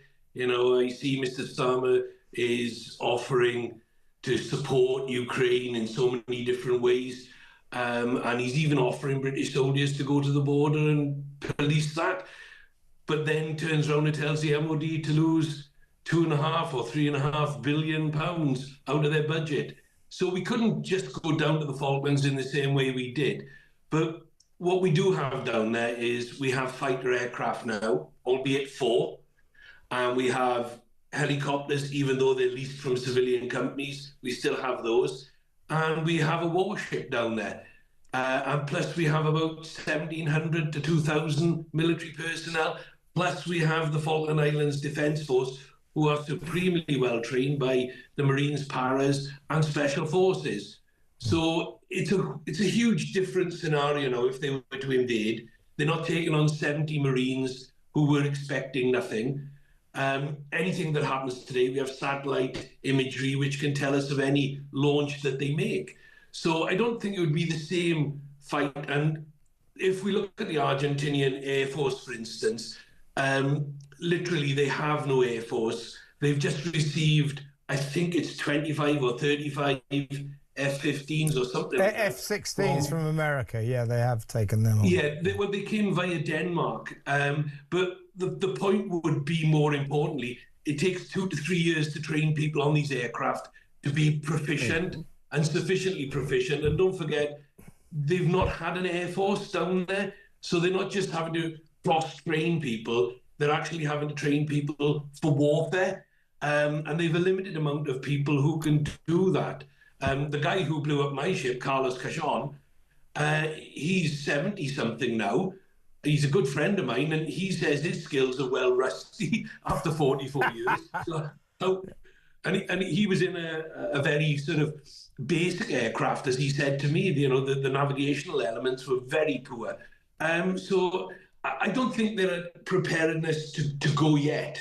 But in time, they possibly could. And if people keep sending the wrong messages, and this is the power of words, and people need to understand when they say things, just how divisive, problematic, and dangerous those words can be. And if we don't police some of it, even at the level of politicians, if we don't police some of it, we aren't going to run in danger. And, you know, let's be honest, many things that are going on today are designed to divide us, not to unite us. And we're allowing the Argentinian vice president to cause a lot of problems because of the words spoken by the biggest president. And we need to police this much more efficiently. She's ignorant anyway, the vice president of Argentina, because if they want to say they're English, look, the Falkland Islanders are Falkland Islanders. They are people of their own. They have their own government, their own currency, they have their own parliament. So they run themselves, but they want to do it with the support and sovereignty of Great Britain. That was their democratic choice. 99 point however many percent of them voted to remain under British sovereignty. So whatever Argentina's argument is, they never owned the islands. You can look at it historically. It's there for everybody to read. They never occupied the islands. And if they never occupied it, never owned it, never worked it, never made it work financially, economically for anybody, what claim have they got because of the location, 300 miles? My next door neighbour's got a lovely back garden. Should I go and just take that because it's near to me? So I might be younger and stronger. I'll go and pinch his garden. Is that what I should do? It's geographical, but the Argentinians do have this obsession with the Malvinas, as you will well know. But after that campaign that you took part in, I remember in the middle of it, we learned, to our surprise, shall we say, that the Falkland Islands didn't have British passports, but they do now. Ever since then, they have. So they are now, in effect, British citizens, and we need to protect them. Can you take us back? What are your memories of those distant times? I mean, obviously, your ship was hit. Many of your friends and colleagues, they paid the price, the ultimate price of their lives. You were severely injured. I was just reading the most traumatic story that when you came back and you were in hospital, your mother was, I think, with your grandmother and said, "Oh, look at that poor boy. Look how badly burnt he is." And you had to say, "Mum, it's me." And she went stone silent. I mean, try to take us back to those days. I mean, what a extraordinary, shocking experience for you. Well, what do you remember of what happened on the Galahad? I remember most of it. I suppose, like everybody, you put some traumas into a box in a little memory palace, and you don't go back there because the memories are too horrendous. I wouldn't share them with anybody because I don't think anybody deserves to be affected by them the way that we were. I remember the traumatic journey. I remember being in the hospital, being blind, being taken out, being cold, being in just a pair of underpants. And let's be honest about it, that was not the best place to be when you're in just a pair of underpants in the Falklands, because trust me, it can get very, very cold and shrink whatever you don't want shrinking anymore. And they put me on the hospital ship, and a guy called Gaz, who was a Marine bandsman, he was in charge of the stretcher, which he dropped me off twice. Not once, twice. He was a trombonist. He's now down in Exeter. So just to let him know I haven't forgotten.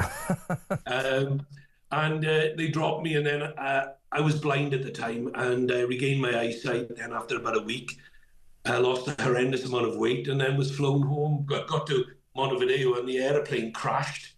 The engine fell off it. And then we got back home to the UK, and my mother, no, you're right, she did not recognise me. But I did say to her, I said, "Ma'am, it's me. At least I'm alive." Absolutely. But at that point, her legs went from under her, and they had to take her away to calm her down because she wasn't expected. Nobody had told her. Communication was so bad that I was so badly injured. And the fact was, nobody was certain I would survive. But you know, very traumatic times. And I look back at those times and I think, with some of the statements that have been made, and with the fact that schools rarely teach the Falklands or teach any British military history any longer. The only time we talk about military history, we talk about the Second and First World Wars, you know. So Remembrance Sunday coming up, people talk about that, but they forget about the 100 and odd wars we've been involved in since, and all the men and women who've lost their lives and have been badly injured since. And we should do. I mean, hiding people away from the truth solves nothing. And I don't care what people's ideology is about conflict. The fact that people still have to do it because other people create these scenarios. We've only got to look at what's going on in the Middle East. It's hard to figure out who starts what and who's going to end what. But when you look at all the other things, we haven't committed to the Middle East, thank goodness, because, you know, British forces would end up perishing there. But I do look at so many of the things that are going on, and I just keep thinking, when are we going to have a leadership that's going to turn around and unite us rather than keep dividing us? Whatever people think, we're people at the end of the day, and I can have a drink with anybody. And I do with Carlos, who blew up my ship. He killed 48 of my friends. There was another 10 guys got killed outside another transport. If I can be friends with him, it means that there's a possibility for most of us to be friends, because most people are wonderful the world over. It's just other people keep finding scenarios to separate us and segregate us. Absolutely. Simon, listen, it's great to have you on the show, and may I be the last to thank you for your service. But brilliant to have you on the show. Come on again soon. The brilliant Simon Weston there, CBE, veteran of the Falklands War. He had 40% burns. His mother didn't recognise him. He had to go through 95 major operations to get back to a semblance of normality. What a hero. Next up, it's Sun Sport. We're going to talk about the wonderful world of sport. That next, stay tuned.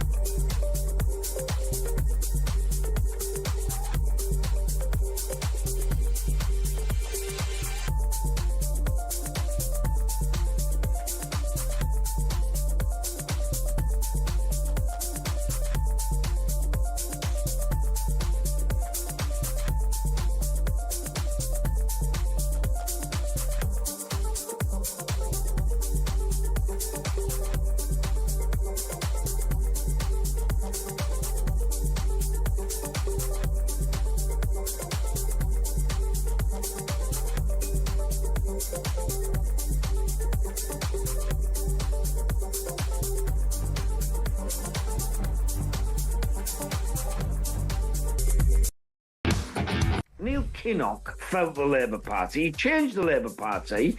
He thought he might be the Prime Minister in 92. We didn't win.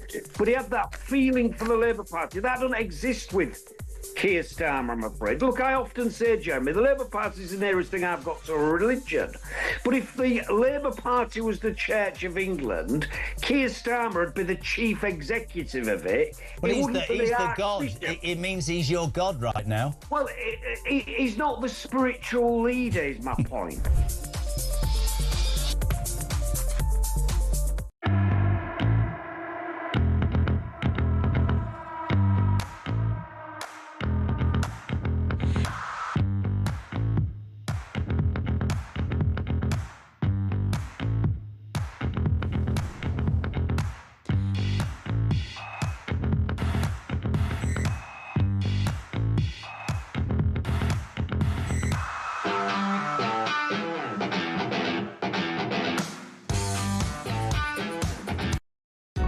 across the UK.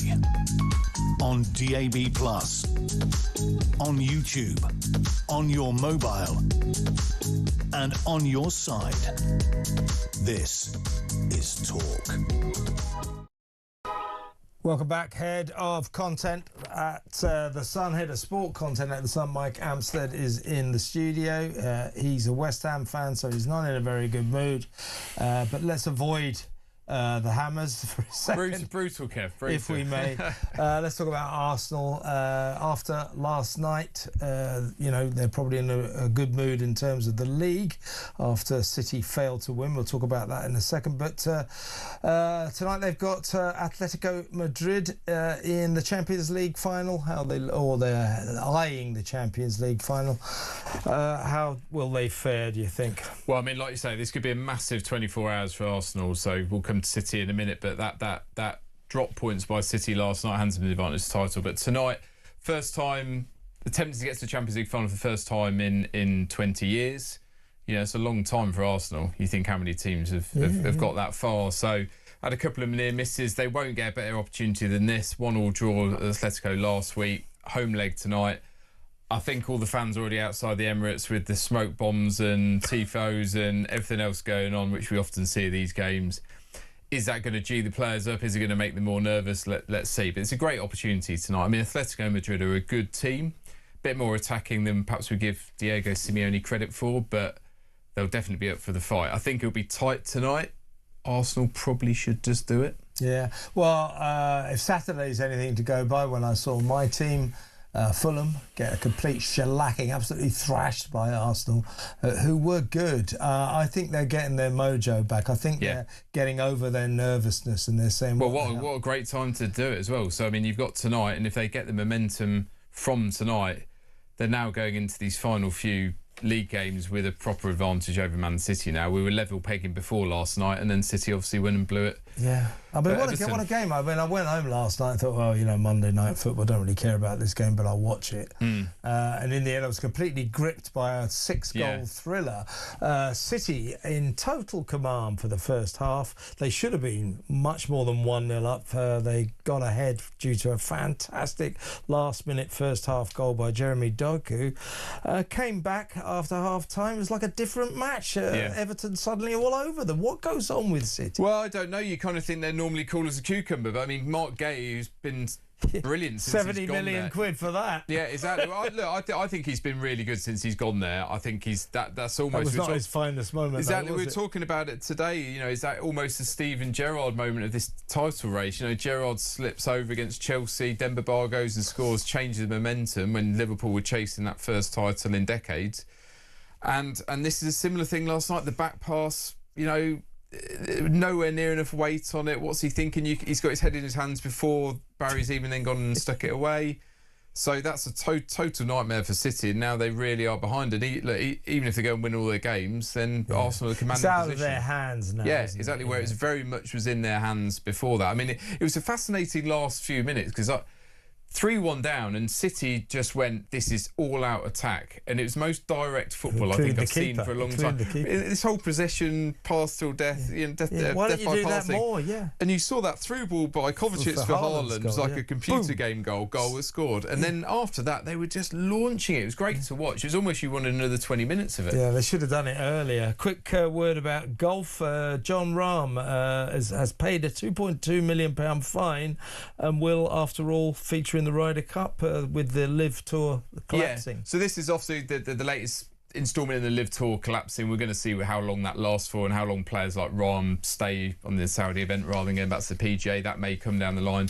He's been refusing to do this up until this point, but he's now conceded, pays 2.2 million in fines, means he can play in the Ryder Cup next year, which is great news for Europe because he's one of our star players. That'd be his 5th go.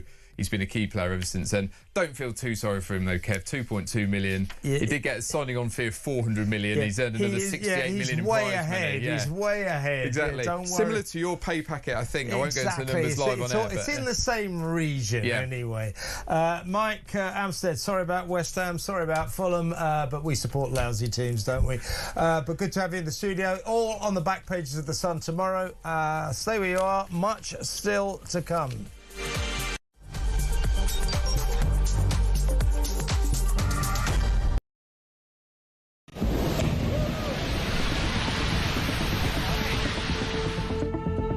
At 11:16 this morning, two men, aged 76 and 34, were attacked on Highfield Avenue in Barnet. They suffered stab wounds in the attack and are now being looked after in hospital.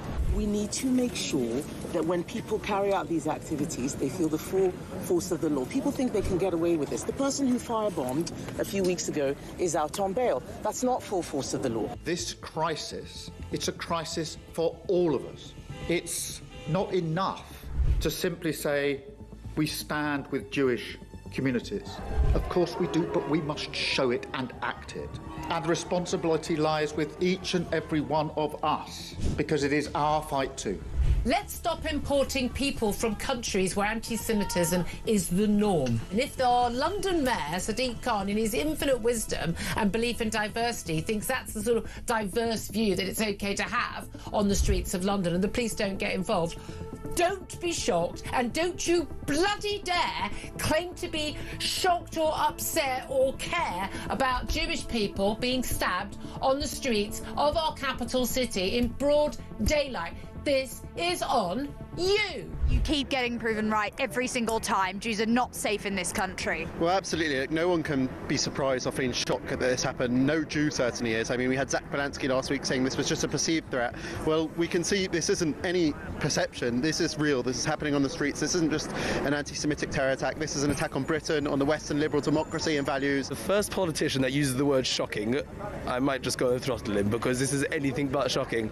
It's the most expected thing is almost overdue, if you ask me, because, I mean, I just left Israel last week. I thought it would be the last time we were woken up by explosions, but clearly not. The Jewish community is our community, and their safety is our safety. And we have to make it absolutely clear, robust, strong leadership, and this has to stop, because otherwise it's almost being normalised, and it's terrifying, and we're sick of it. Enough's enough. Our plan is a complete step change in how we protect communities, moving beyond piecemeal responses. Across the UK, on DAB+, on YouTube, on your mobile, and on your side. This is Talk.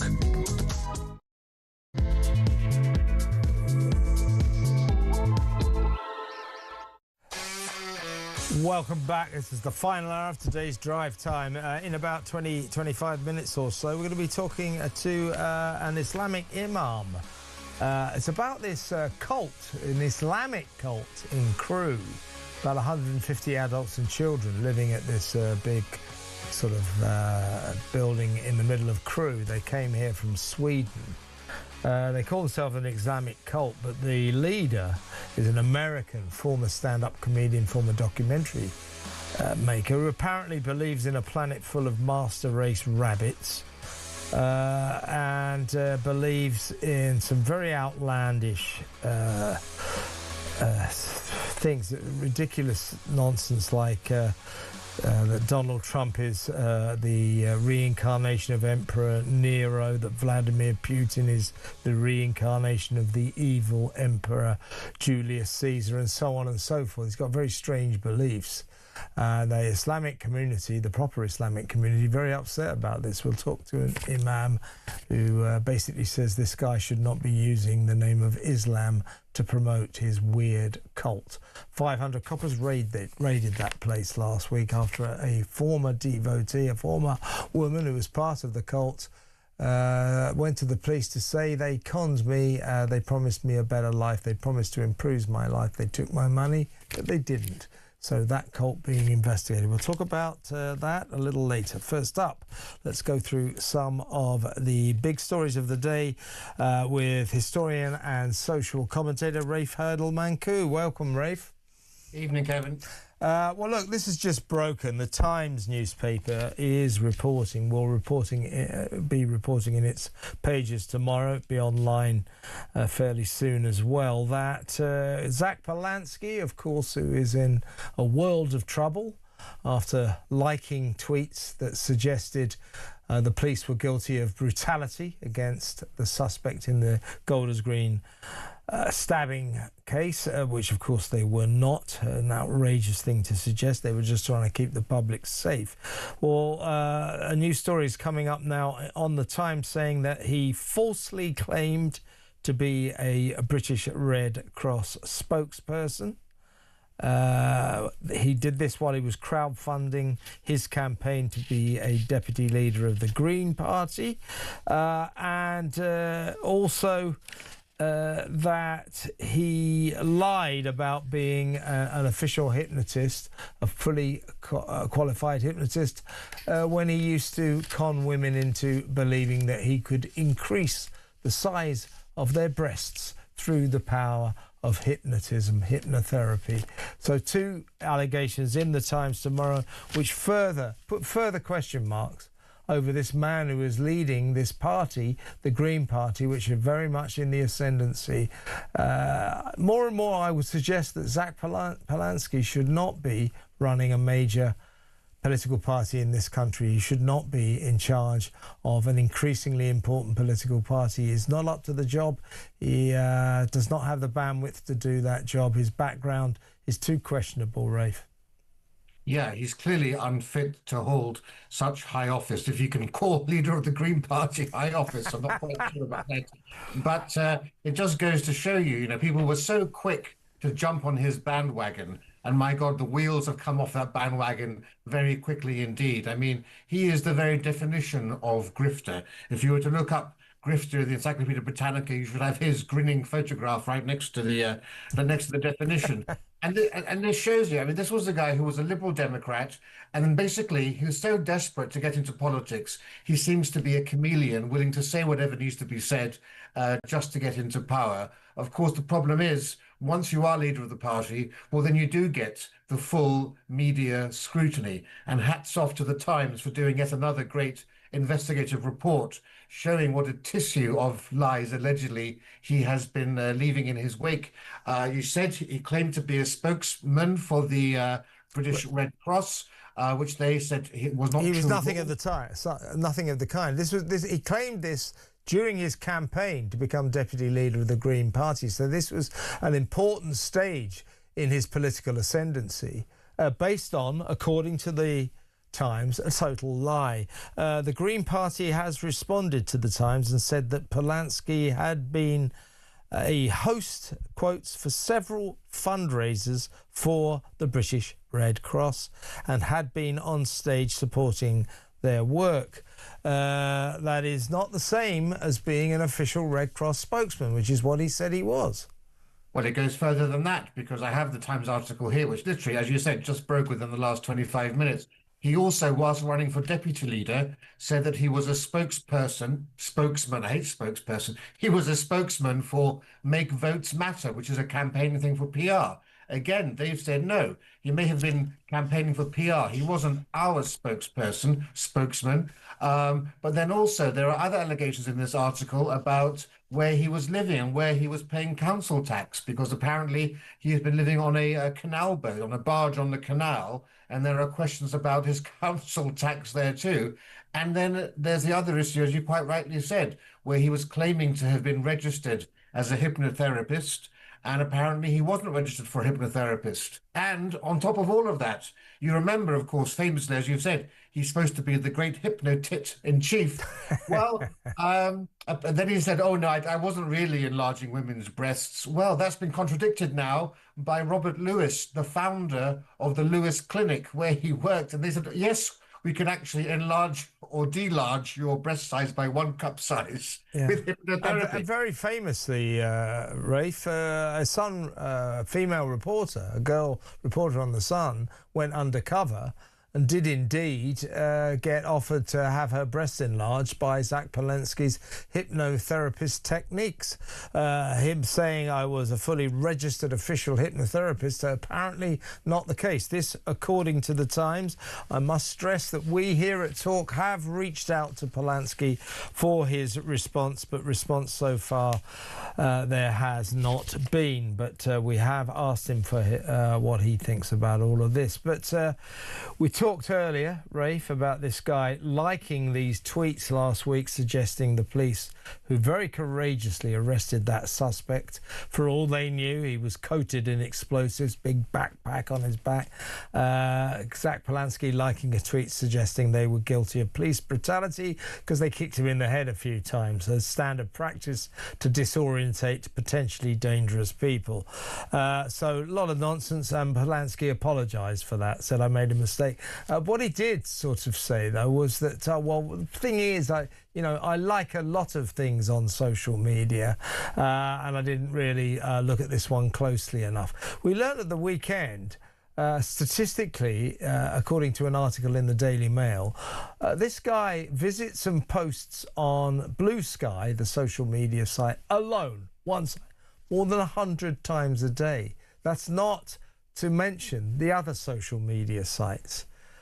What on earth does he do with his life that 100 times a day he's on this social media site, obviously just pressing buttons without really thinking about it? So we've also learnt that apart from liking the tweets that suggested police brutality, he now stands accused of liking tweets that accuse the Prime Minister of being on the payroll of wealthy, powerful Jews, and alleging that the government was controlled by Zionists, a couple of anti-Semitic tropes, obviously. So he's done this as well. This man is a menace, isn't he? I think he needs to take some hypnotherapy and getting off social media. I think he needs to, physician, heal thyself, I would say. But yes, I mean, that's very telling. I didn't know any of this, that if he is posting and liking so much stuff, he doesn't really have the time to analyze everything as a politician should. Should I be liking this? So it shows how naive he is upon the one thing. He's not had enough training. But secondly, if you're liking or posting 100 things a day, we're getting a real insight into how you really think, because you haven't got time to think, maybe I shouldn't post that. This is your gut instinct. And therefore, I would say that what he's liking on social media shows you the real Zach Polanski, not the Polanski who apologizes afterwards and says, oh, it was a mistake to claim police brutality. No, the real Polanski is the person who likes those things, because that's clearly how his subconscious mind works. And can I just say, if that guy who he's alleging was brutally attacked by the police had been in America or Canada, he'd be dead. He'd be dead. He would have been shot, right? We've got the least brutal police in the world, I would say. Yeah, and, memo to Zach, you can't lead a major political party and just sit there liking tweets willy-nilly without reading what's in them. 100 times a day, he either posts or responds to posts on Blue Sky. That's one social media site alone. Makes you wonder what the hell he manages to do for the rest of the day. He can't have any time to do anything else. He's just sitting there on social media without thinking too much about what he likes, what he shares, what he posts. That's extremely worrying. We're hearing that the anti-Semitic problem that he's now encountered may have cost the Greens quite a lot of popularity. Apparently their popularity is down by 14% since Zach's problems last week. So he's not much of a politician either. No, and I'm actually quite relieved to see that fall, because, it's very worrying to see so many people in Britain, particularly amongst the youth, who are supporting such a radical party, but one which has such strong anti-Semitic elements within it. You've got the Green Alliance. There are two groups. There are the old sort of old white middle class group, but now you've got the youth and you've got radical Islam. It's a very strange Frankenstein sort of party. So I'm glad some sensible people at least are seeing them for what they really are and falling away. This is far left populism, and we have every reason to be afraid of it, because it's an unthinking type of populism, and it's one that doesn't see, which claims to be anti-racist, but has the oldest racism of all deeply embedded within it. Yeah, the anti-Semitism, and of course, Zach Polanski is finding out. I think he'll be rather surprised about this, because we know what he's been up to, but he's finding out over the past week that actually, thank God, the vast majority of people in this country abhor, they cannot stand, they hate anti-Semitism, they hate Jew hate, and let's face it, he's encouraged it in the Green Party, and he's finding out that is coming at a price. So good for the British people. They are moving away from the Green Party because they cannot stand, they cannot tolerate the Jew hate that the Green Party seems to encourage. So Zach Polanski has learnt a lesson.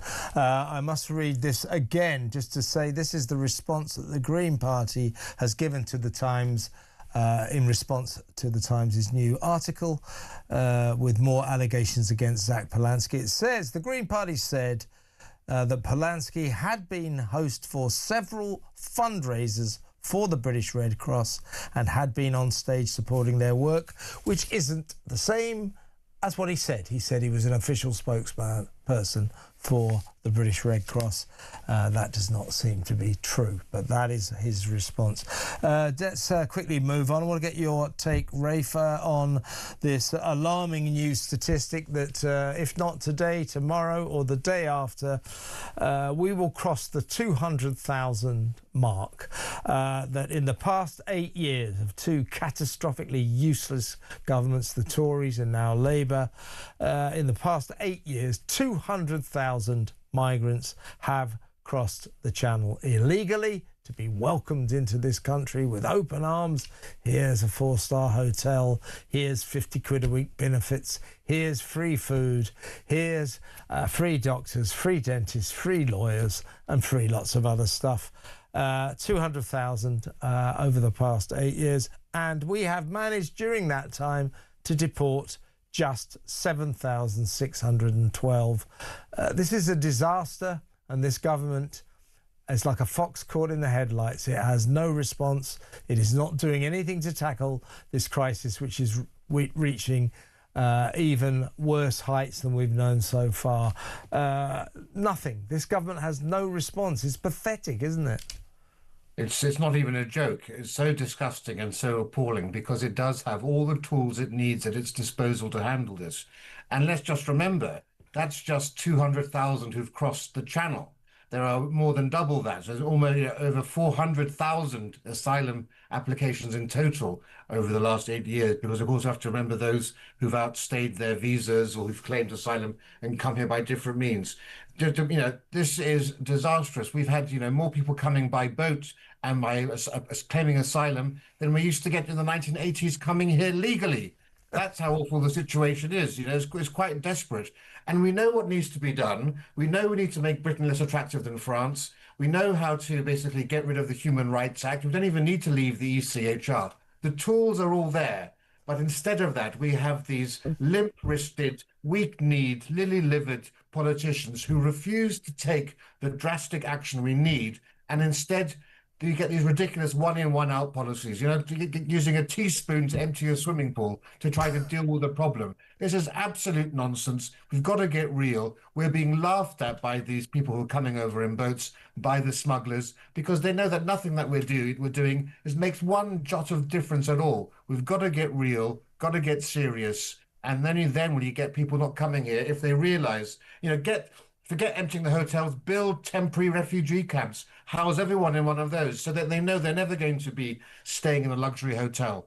Exactly right. What was Shabana Mahmood, or what was this government doing? Was it last week or the end of the week before, handing 662 million pounds to the French, 662 million more pounds to the French. We've already given them about 700,000, so we're way over $1 billion now.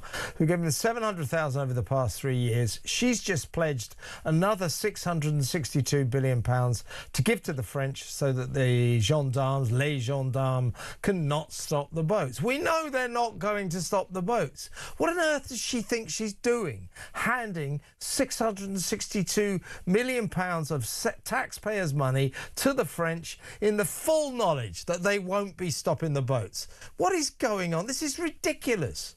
It's utter madness. For all that money, what they should have done is just converted old cruise ships into detention ships, had them in the Channel, and if you can't turn the boats back to France, you just pluck the people out of the Channel, you put them on these cruise ships. When the cruise ships are filled up, you sell them off for processing on one of the British overseas territories or in a third country like Rwanda, and after a few months, the message will get back very quickly to the beaches of France. There's no point crossing the Channel because you will never set foot in the United Kingdom. That's how you spend that £600 million. There's no incentive for the French to get real with this. They don't want those people staying in France. They're quite happy to have them sail over across the Channel, and they're quite happy to be paid for the pleasure of helping them go. They only stop a third of boats. You know, the Belgians would go into the water and slash the boats. The French trade unions won't allow their Coast Guard to do any of that sort of stuff. Forget smash the gangs. It should be slash the boats as the motto, but no one's doing that. Forget the French. Let's do it ourselves and just simply not allow a single dinghy onto fair Britain's soil. Yeah, no incentives, deterrents. We don't have any deterrents at the moment, just incentives. So let's end that absolute madness. The last point from you, if you will, Rafe. I think we're moving into a new phase of the migrant crisis, or the asylum seeker crisis, because the government is beginning to move more and more migrants out of asylum seeker hotels and into either army training camps, disused air bases, military camps, that kind of place, or houses of multiple occupations. So lots and lots of houses, you know, in rural streets, in parochial and city and town streets are now being occupied by migrants. Now, the more this government disperses these asylum seekers around the country, the more I think it's going to cause problems. People will yearn for the days when at least we knew where all of them were. They were all in the local hotel, or they were all in the local disused airbase. Now, we don't really know where they are because the government's not telling anyone. And more communities are finding out that just down the road, that house that's been rented out, it's now rented out to 10 young male migrants. This is going to enrage communities all over the country. I think we're moving into a new disturbing phase. Yeah, I've been saying this for 3 years. I've been saying this since day one. When they spoke about closing the hotels, I said, fine, but where are they going to go?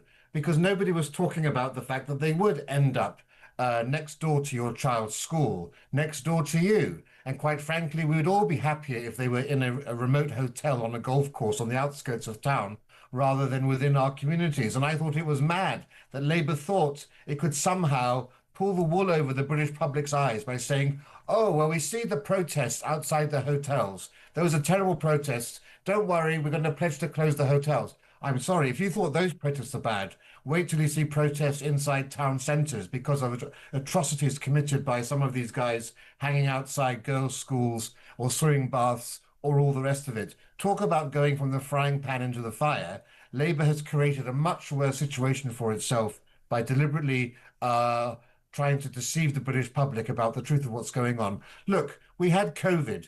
During COVID, we were able to erect, seemingly overnight, these Nightingale hospitals. Why the hell can't we just build temporary refugee camps? And I mean refugee camps where you're not allowed to roam freely around the community, where you are restricted to that community, to that camp. And it's not inhumane to do this. After World War II, there were 250,000 Polish refugees in Britain. Men, women, children, the elderly. My mother's cousins were amongst them. They lived in temporary refugee camps for 10 or 15 years. And those were 1950s standards of living, rather than today's high-tech camps you could make today. So if that was good enough for the elderly in 1945, why do we have young men of fighting age going into houses of multiple occupation?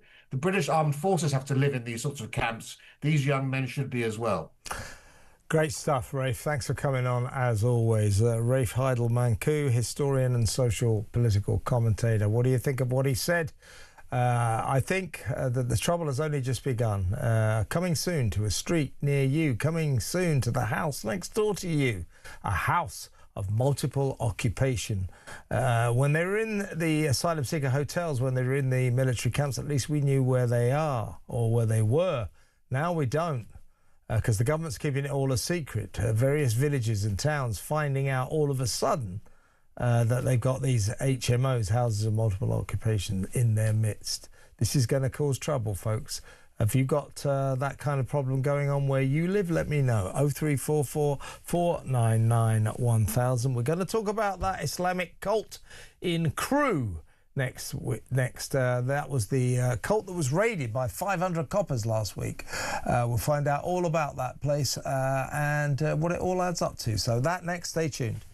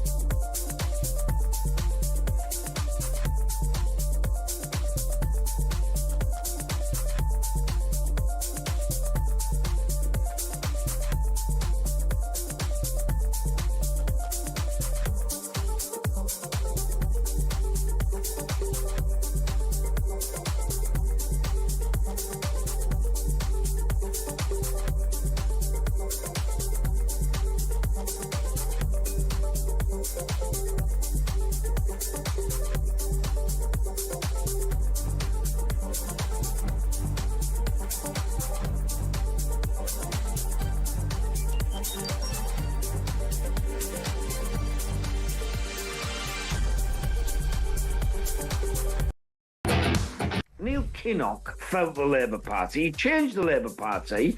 He thought he might be the Prime Minister in 92. We didn't win.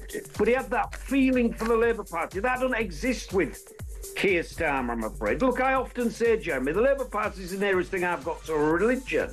But if the Labour Party was the Church of England, Keir Starmer would be the chief executive of it. Well, he's the God. It means he's your God right now. Well, he's not the spiritual leader, is my point.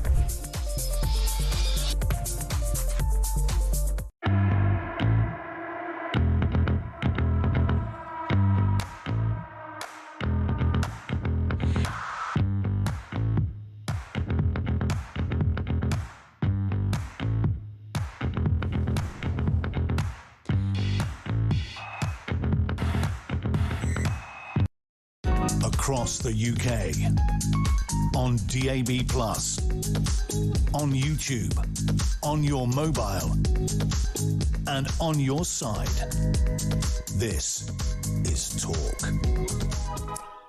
Taking your calls in just a little while. 0344 499 1000. Let's talk. It's good to talk on Talk. Or you can WhatsApp voice note me and I'll try to play that message out.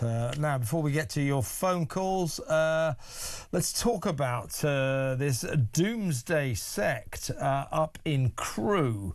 This was, they're called the Ahmadi Religion of Peace and Light. They're an Islamic doomsday sect. They dress in black beanie hats, and they hand their incomes and even sell their possessions to raise funds for their spiritual leaders. There's around 150 adults and children living at this big building in Crewe.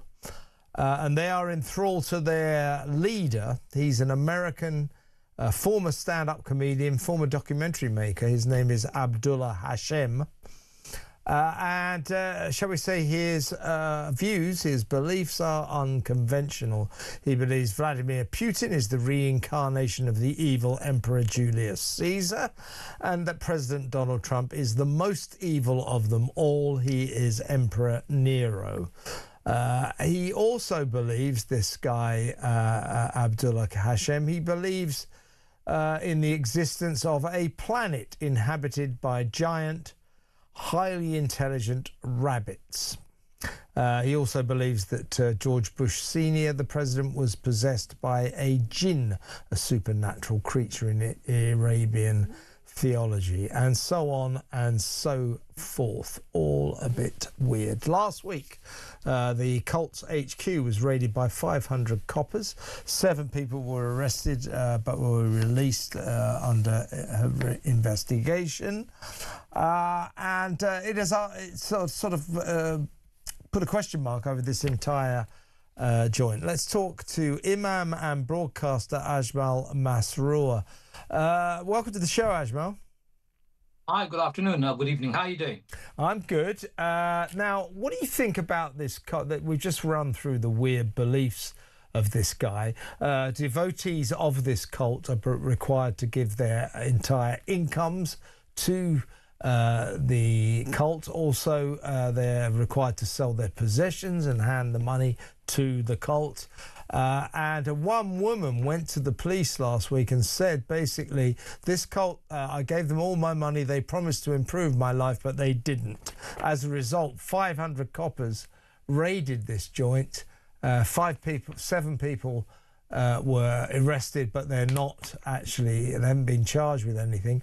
But what do you think, as a Muslim, Ajmal, what do you think about the fact that this is being framed, this place is being hailed as an Islamic cult? The starting point for me as a Muslim is that Ahmadis have always been recognized as non-Muslims.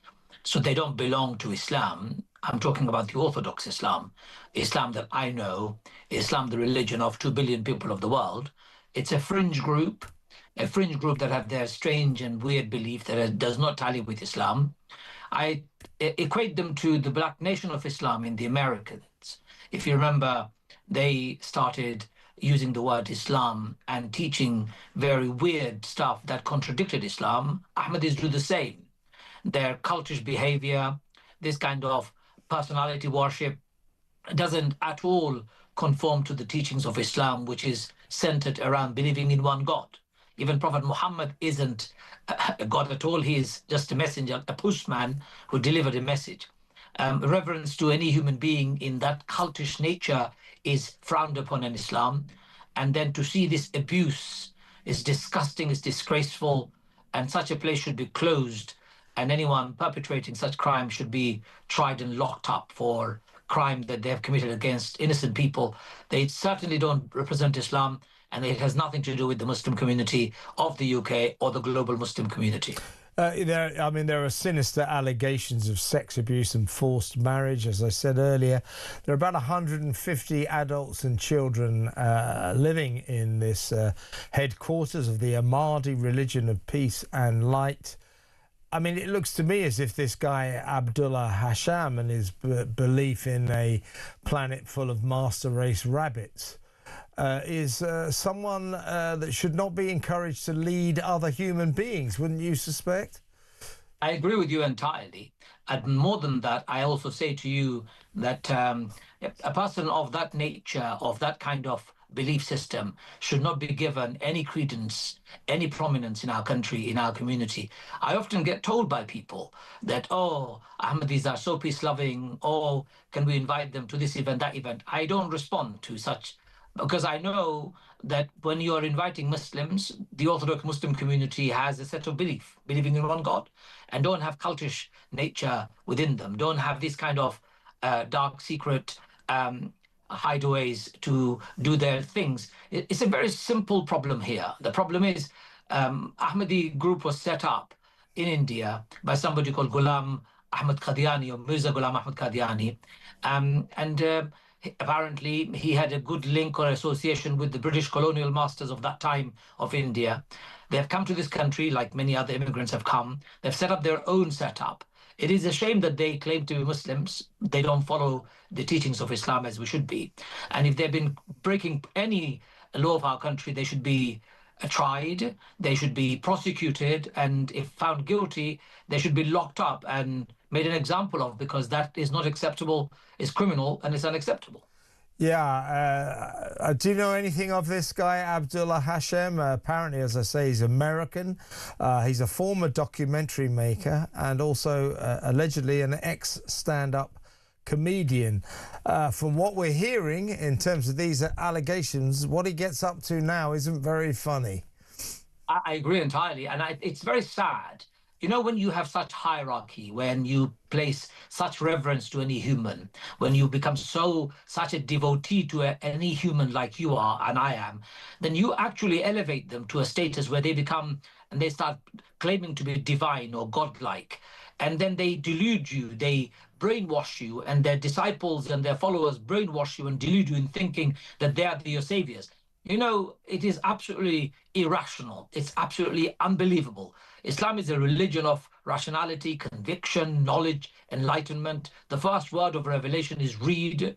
A second word is to write. The command in the Quran is to reflect, is to be deeply analytical about what you take and what you don't take. So anyone who falls for that kind of mindset, that kind of teaching, they are very vulnerable. And these individuals, the groups who have taken advantage of them, we need to take a closer look at it, examine their behavior, examine everything that they do, all the institutions that they run.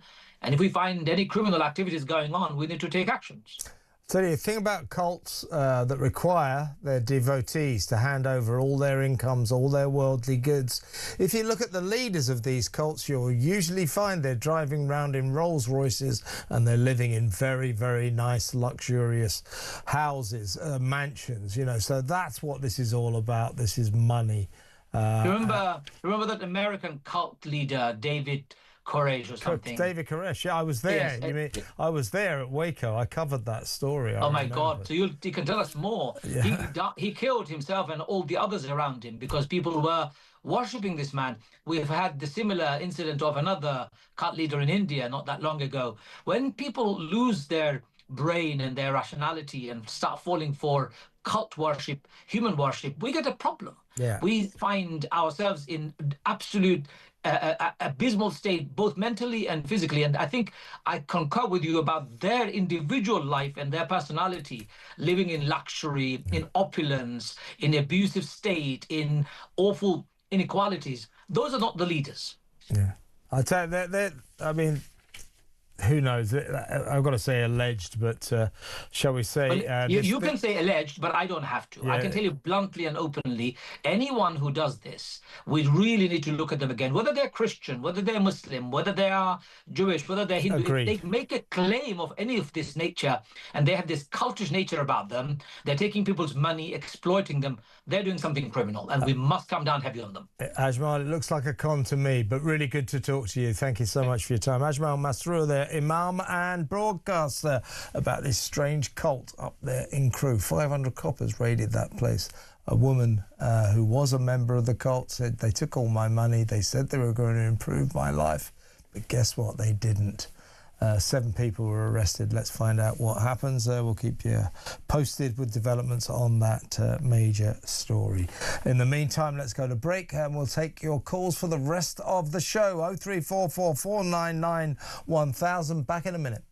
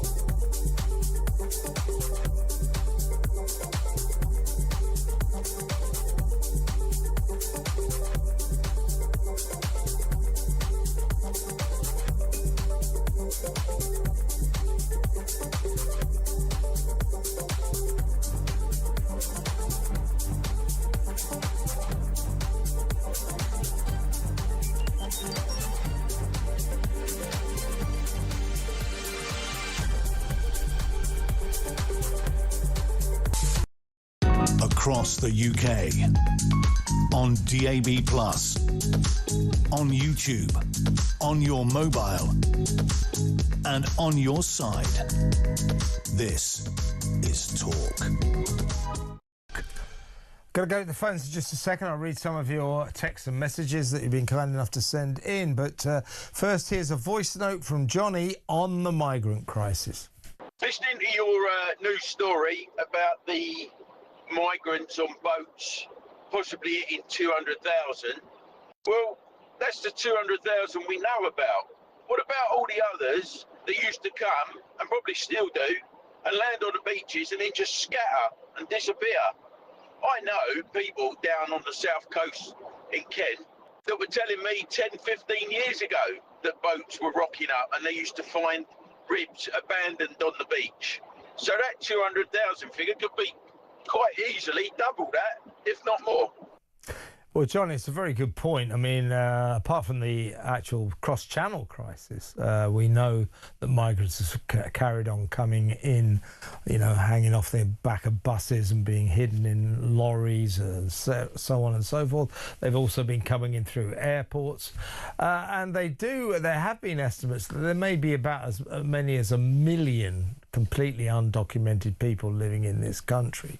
So, Johnny, you're absolutely right. The scale of the crisis is probably a lot larger than we think. Should we go to the phones? Let's talk to Tony in Doncaster. Hi, Tony. Hi, Kevin. You all right? I'm good. What would you like to say, mate? Right, couple of points, and I want you to shoot me down. And I cannot understand why nobody's not thought of this by now.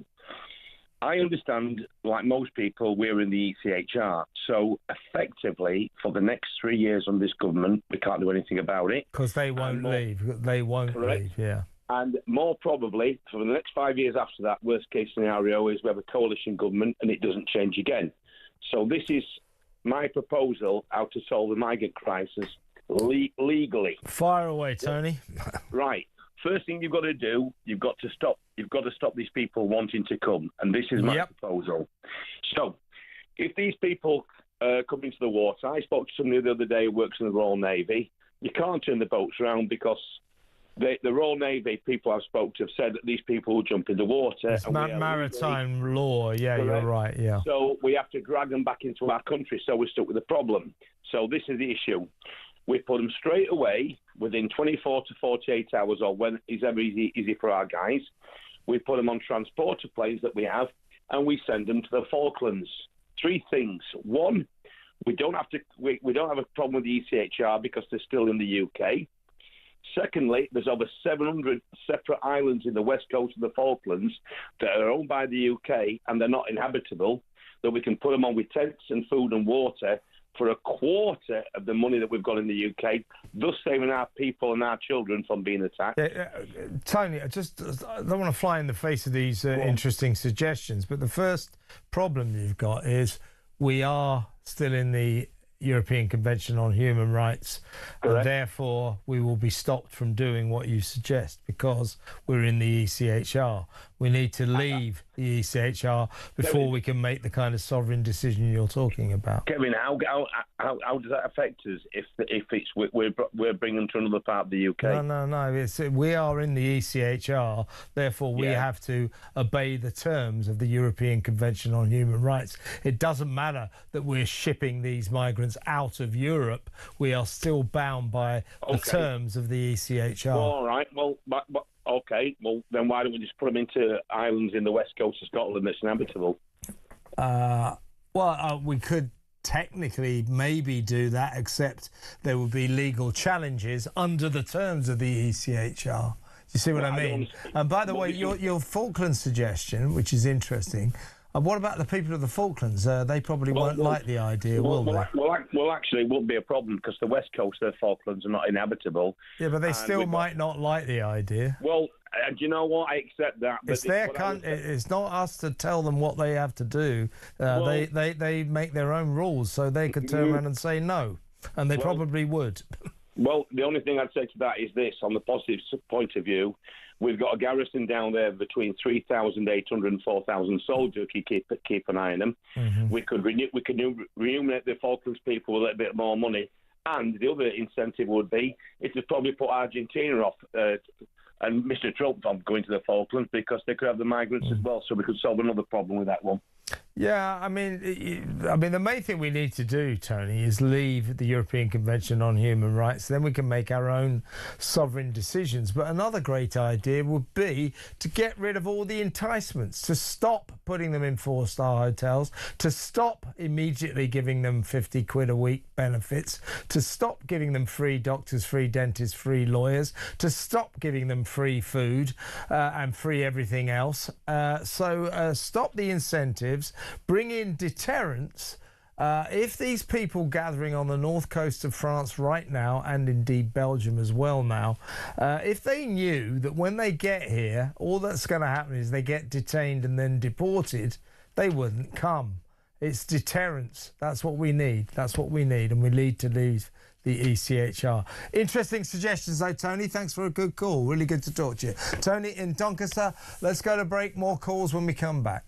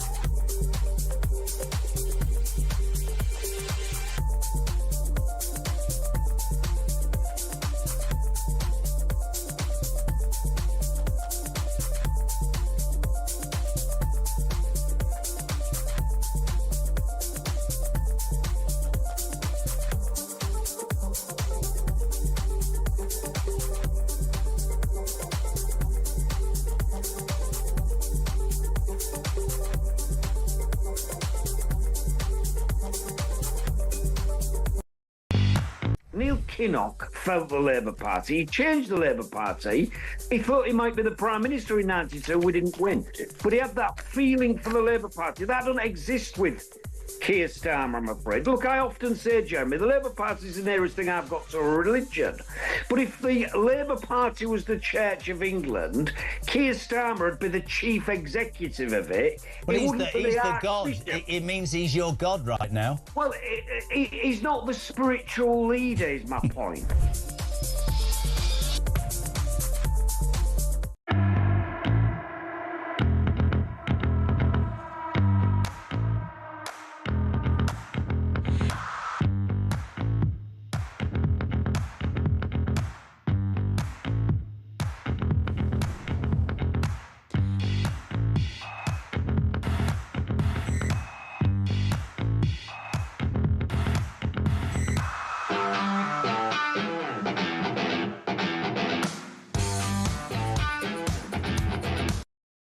Across the UK, on DAB+, on YouTube, on your mobile, and on your side. This is Talk. Welcome back. A couple more messages. Dave T from South Gloucestershire has sent me a very long message. But about Simon Weston saying it's always inspirational to listen to him. He remembers the Falklands and he remembers the task force being prepared. He says that Simon Weston should be more than a CBE. He should be Sir Simon Weston. I agree with that. If you think of some of all the feeble politicians, I mean, why is Ed Davey Sir Ed Davey and Simon Weston isn't Sir Simon Weston, eh? Tell me that. 03444991000. Quite right, Dave. Good point. Neil says, the morons in Aberdeen, protesting about Dame Maureen Lipman, the morons in Aberdeen don't realise they are the racists, and why aren't they being arrested for this clear anti-Semitism targeting an old lady? That's Dame Maureen Lipman. I agree with it. Why aren't they being targeted, Neil? Good point. Let's listen to a quick voice note from Mikey, again on the migrant crisis.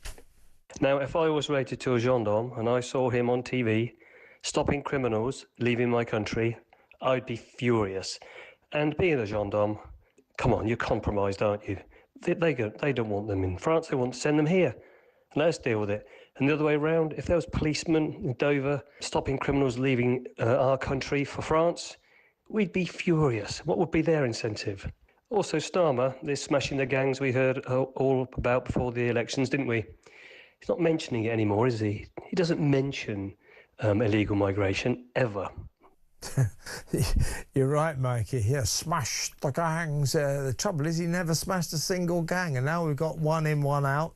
Inaccurately named, not working, totally ineffective, not a deterrent at all. What is that even for? It's just such a joke. Let's go back to the phones. Let's talk to Josie in Leicester. Hi, Josie. Hi, Kev. I told you, didn't I? It was really bad. And you said to me, you can't just say it's really bad. Well, there you go. You have to figure 200,000. What did I say that you couldn't say was really bad? What did I say? Well, when I came back to you, a couple of months ago when I spoke to you, I said it's so bad out there. You can't. Oh right, breathe. Yeah, no, you're in Leicester. Yeah. Yeah. You said you can't say that it's bad. No, I'm telling you. You know, let's just take it back. Before 5 years, you used to walk down the street and say, "Hi, mate. You're right. You're going out for a drink tonight? Yeah, you." Can you do that now? No, because you can't even recognise anybody out there. You're frightened to go out, aren't you, Josie? I'm trying to go out. Are you frightened to go out? Oh, frightened, yeah, I don't go out. I feel, honestly, suffocated. I feel like, even if I'm shopping, I'm just seeing people I don't even know anymore, people I've never grown up with. We used to know people that we grow up with. They're filling it up with so many people that we don't know, don't share our values. They're rude, they're arrogant, they're just horrible. Yeah. Sorry, but it is. It's horrible. Honestly, I dread going on a Saturday to do my shopping back into the city, should I say, of Leicester. Because it's changed. Have you always lived in Leicester, Josie? Yeah, I'm born and bred in Leicester. So you've lived there your whole life, and it's changed beyond recognition, right? Unbelievable. And you know, some of my friends have still got properties there. They can't sell them, Kev. They can't sell it because people don't want to live there. And they're literally crippling them. Their houses have been on the market for a year and a half. And like, even if they've reduced it to the point where they're getting nothing out of it to move on, they can't sell it because nobody wants to live in that area no more. That is a big problem. Might get worse when they start setting up detention centres all over the country. Houses near there might not fly off the shelves. Josie, stay strong. Really good call as always. Good to talk to you. Josie in Leicester. Let's go to Grace in London. Hello, Grace. Hi. I related to some of what your last guest was saying about the importance of, within the sphere of religion, people thinking more deeply and not just kind of following something cultishly. I personally came to think that there's good reasoning rationally for believing in God and for believing in Jesus, but you shouldn't just believe in It's not really a rational reason for believing in a planet full of master race rabbits, is there? Well, if they want to present their rational reasoning to me so that I can evaluate it for myself, then they're welcome to do that. But I've not observed any. You got your doubts about that belief, haven't you, Grace? Yes. Yeah. Yes. In contrast to there being various scholars who do have rational reasoning for concluding that God exists. Although no, I'm not trying to argue with you because you've got every right to disagree with me about that.